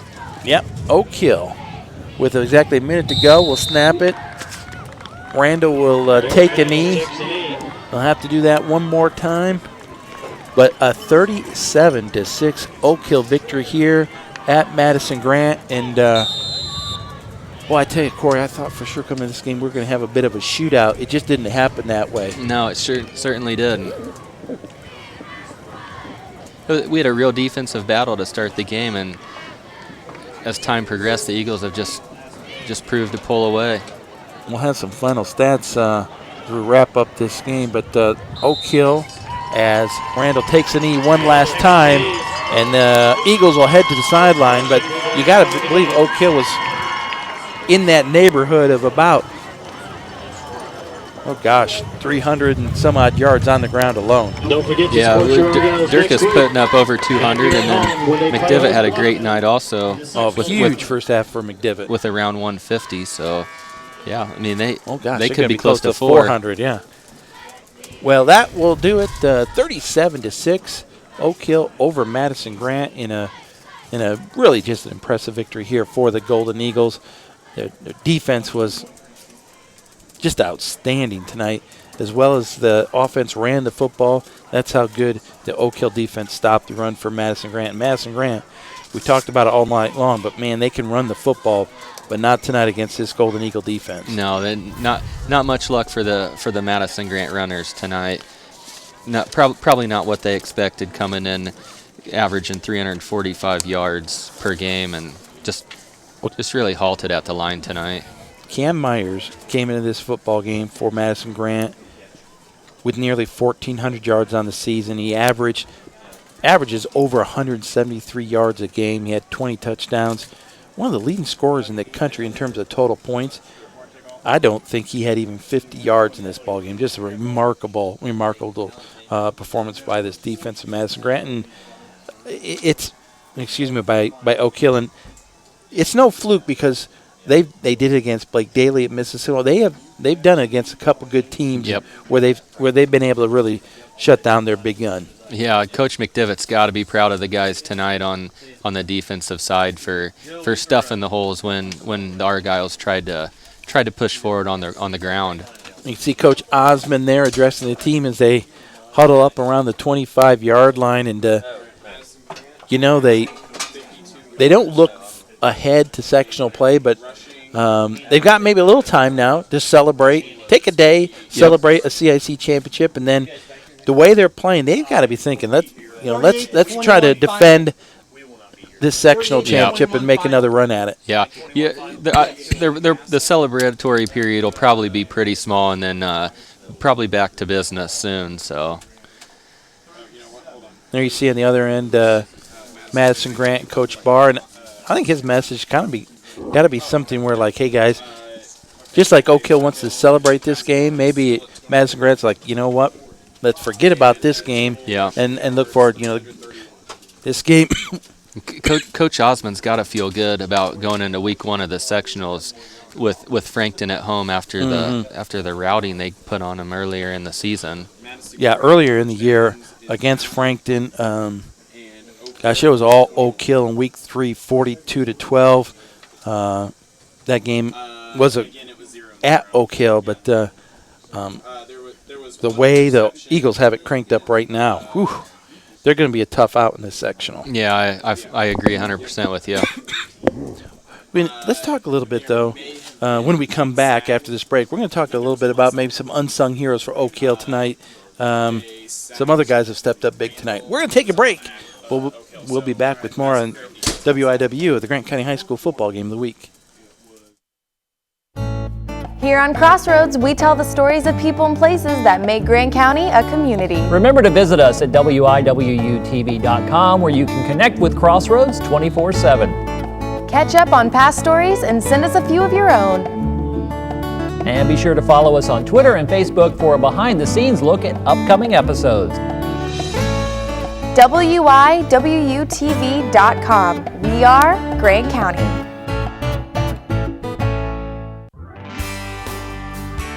We head to the Richmond, Indiana area this week on Day Tripping. Tour the Levi Coffin House in Fountain City, a main stop on the Underground Railroad. Check out some great antiques in Cambridge City. And we spend an afternoon in the revitalized Depot District in Richmond, with old buildings that have new life and more that are still being revamped. And some great barbecue from a firehouse turned restaurant. It's all about Richmond and Wayne County this week on Day Tripping.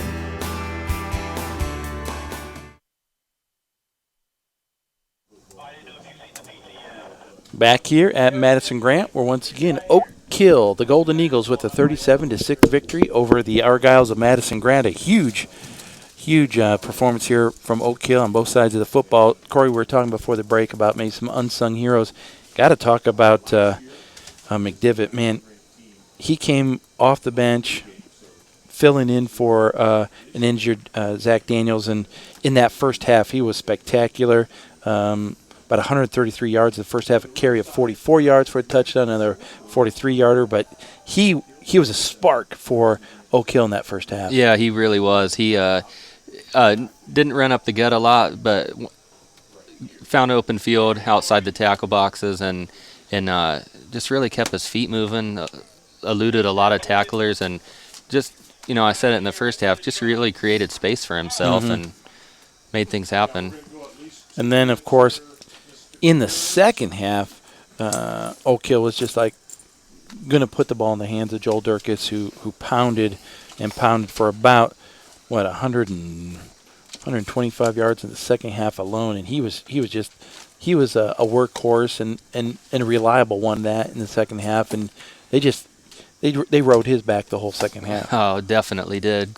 Coming in averaging just under 75 yards a game on the ground, and then really turning the heat up and going over an unofficial 200 yards was super impressive. And then of course when Oak Hill kind of got the big lead, they extended that big lead, forced Madison Grant to do some things they don't want to do, they aren't used to doing, and it's not their game. They went to the air, try to make some things happen, and even when they started getting some things going there, but then the defense comes up with the turnover for Oak Hill, the big interception, and so anytime there was a little bit of maybe a feel of momentum or some positive things happened for Madison Grant, Oak Hill came up with a big play, and of course Bird with that big interception. That was really a dynamic play by him. Yeah, it's always nice to see a defensive lineman get some offensive glory. It's something that doesn't happen very often, and it was a deserving play. Well, talking about the defense, goodness gracious for the defense, it was an outstanding performance. We're going to hear a little bit more about that. We're going to check in with Randall King now, though, as he has Coach Bud Osmond along the sidelines. The CIC title, and I guess you probably heard Eastbrook had Alexandria on the ropes, and then things turned, Alexandria win, but you do share the CIC title tonight. What does that mean for these guys? Well, it's just what an honor for these guys, the work that they've put in. We ask a lot of them, and we put them through a lot, and so that we can get ourselves in a position like this. And these guys just responded all year. Just couldn't be prouder of them. We struggled early in the year, squeaked out a couple of wins that could have gone either way, and then here toward the end, guys have just really picked it up and have played outstanding the last 3 weeks, and really put us the last couple of weeks to put us in a position for this tonight. And then all the credit goes to them, man, because all I do is call play or we call defense, and these guys get it done. So really proud of these guys and just excited for them. Just tell me a little bit about the CIC this year. We came into the night with the remote possibility that 4 teams could be sharing the title. Have you ever seen a season with this much quality across the conference? Yeah, the CIC the last few years has been this way, and you get into the last 2 or 3 weeks, and it could go 2, 3, 4 different ways. And for this year, to come in tonight with a possible 4-way tie, it's a credit to a lot of our teams. And I think it's a very competitive conference, and I think at times we get overlooked sometimes. But that's the way it's going to be. I'm proud of these guys, like I said, to share it with Alexandria. I'm happy for them for the circumstances. We'd love to have it outright, but for a group like Alexandria that for a long time has struggled, for them to come through and be co-conference champions with them, since that's the case, I'm happy for them. Madison Grant came out tonight with a lot of fire, and they've had a very good season. This game, was this indicative of what you wanted to do all year? Just ball control, good solid defense, almost a shutout there till right there at the end? It's what we've been doing here lately. It's always been our game plan, but the last 3 weeks, after our loss to Elwood, the guys refocused, and we were able to really put together what our philosophy is. And last week was pretty much very similar, a 42-7 win, controlled, kept them out of the end zone for the most part, and was able to control the ball offensively by primarily running. You've made a few changes in the last few weeks. You mentioned the loss. You also made a change at quarterback. We're going to talk to some of those players who have been involved in that change. What are those adjustments meant? Well, Derek's he's done 2 things for us. As a sophomore, he was a running back. As a junior, he was a quarterback. And then this year, we thought we would give him the opportunity to go back to running back. And and we just weren't getting the productivity, by coaching, by positioning, by what defenses were doing. And Derek's such a weapon that we needed to make some adjustments. We needed to get him the ball more, have him control a little bit more of how he touches the ball, and that's why we made the switch a couple of weeks ago. And then it's paid off big for Derek and for the team.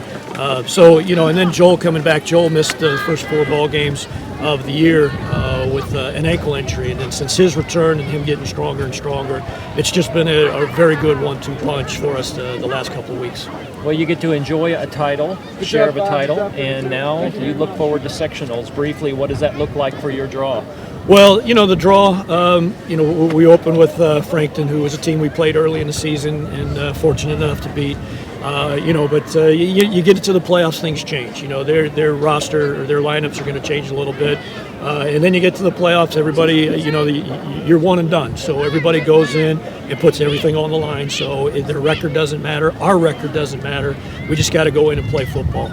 We were fortunate to win the sectional a year ago, and our guys have a strong desire to repeat and keep that sectional title. So I'm confident that on Monday when we come back to work, our guys are going to be focused and they're going to enjoy this title for the weekend. And then on Monday, I got no doubts that we'll come back and the guys will focus on what's ahead. I'm going to take a point of personal privilege here. I hoped I would get tonight, and that is to say hello to your brother Dave in Arkansas, because we were in graduate school 20 years ago at the University of Tennessee, and your other brother John is on the faculty with me at Indiana Wesleyan. So I guess you want to say hello to the family and congratulations they want to say that to you. Yeah, I haven't seen my brother in a little while, but if he's watching on the web, then I'll say hi to my family down in Arkansas. And then, my other brother's here tonight, and his son played defensive line for us, and he's had an outstanding 3 weeks here since he's broken into the starting lineup. So I appreciate that. Congratulations, Coach Bud Osmond. Thanks. Roger, back to you. Well, Corey, Coach Osmond kind of talked about what we had talked about earlier. Oak Hill is really playing their best football at the right time of the season. You take out that Elwood game, and they've been on a pretty good streak. They've won 3 straight. They've won 6 out of their last 7, and they are definitely playing some outstanding football right now. Yeah, they're definitely firing on all cylinders, and now's the time coming into sectionals that you want to be firing on all cylinders, and they looked impressive tonight.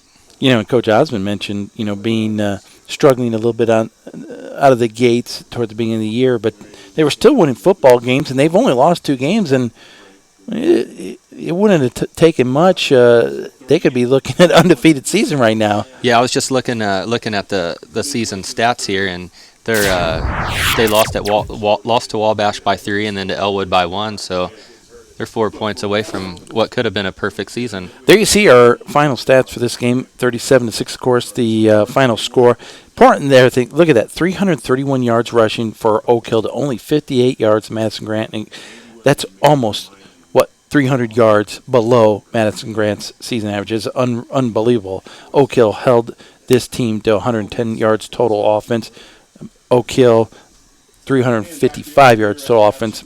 Very similar to what they've been doing all season long. Yeah, to hold Madison Grant to such a low total yardage, just an outstanding performance by the Eagles tonight. First downs, of course, dominated by the Eagles, 21-9. That one interception came from the defensive lineman, Mr. Bird, who went up like a big eagle. Like a bird. And he snatched that one out there. That was a really impressive play on that interception there. We're going to go back down the field and check in with Randall King. He has a couple Golden Eagles with him. Roger, a couple of key players in this game, Joel Durkis and Derek Randall. Derek, a couple of weeks ago, you got the nod to work as quarterback. What was that like, and what's it been like running this offense? I mean, it wasn't a big transition for me because, the year before I had played quarterback, so I was kind of used to the position. But, I enjoy going back to quarterback because as a quarterback I get a little bit of say in the offense, and Coach O trusts me to kind of let us get into the right play or switch us out of a bad play. So, it's kind of fun to get in there and run the offense, and especially with the read option plays, I like getting the handoffs that way. That's nice every once in a while. Joel, you got a running offense here, and you got the call a lot tonight because of picking up for some other players. What was that like with that responsibility? Well, I think that, they really gave me the ball a lot, so I just, try to get behind the line and do my best. What's it like now winning the share of the title, moving on to sectionals? What has it been like for this team to rebound, especially after that loss a few weeks ago? I mean, a few weeks ago, we knew we weren't where we wanted to be. We knew we wanted to be in a better position than what we were, so we kind of did a little bit of soul searching after the Elwood loss. We grouped together and we said, hey, we want to win this conference. We want to be at the top when it's all said and done. So we kind of said, okay, we're fixing it now. It's going to be fixed. We just came out and we started doing things the right way, playing harder, brought the tempo more, brought some more physicality, and from there, we've just had 3 great ball games and won all 3 to get to where we are right now. And Joe, real quickly, the character of this team, have they been a real camaraderie in the locker room that we see out there on the field? Oh yeah, we're all brothers, inside and outside of the game. It's just, we're all just trying to be a family as close as possible. So. All right, Joel Durkis, Derek Randall, congratulations on the CIC title. Roger, back to you. All right, thank you very much, Randall King. Good to hear from a couple of those guys there, and Derek Randall. Started a lot at quarterback for the Eagles last year. Coach Osmond talked about making some switches and trying to do some different things, but he didn't have an explosive night offensively himself. Yeah. But you could tell early on, Madison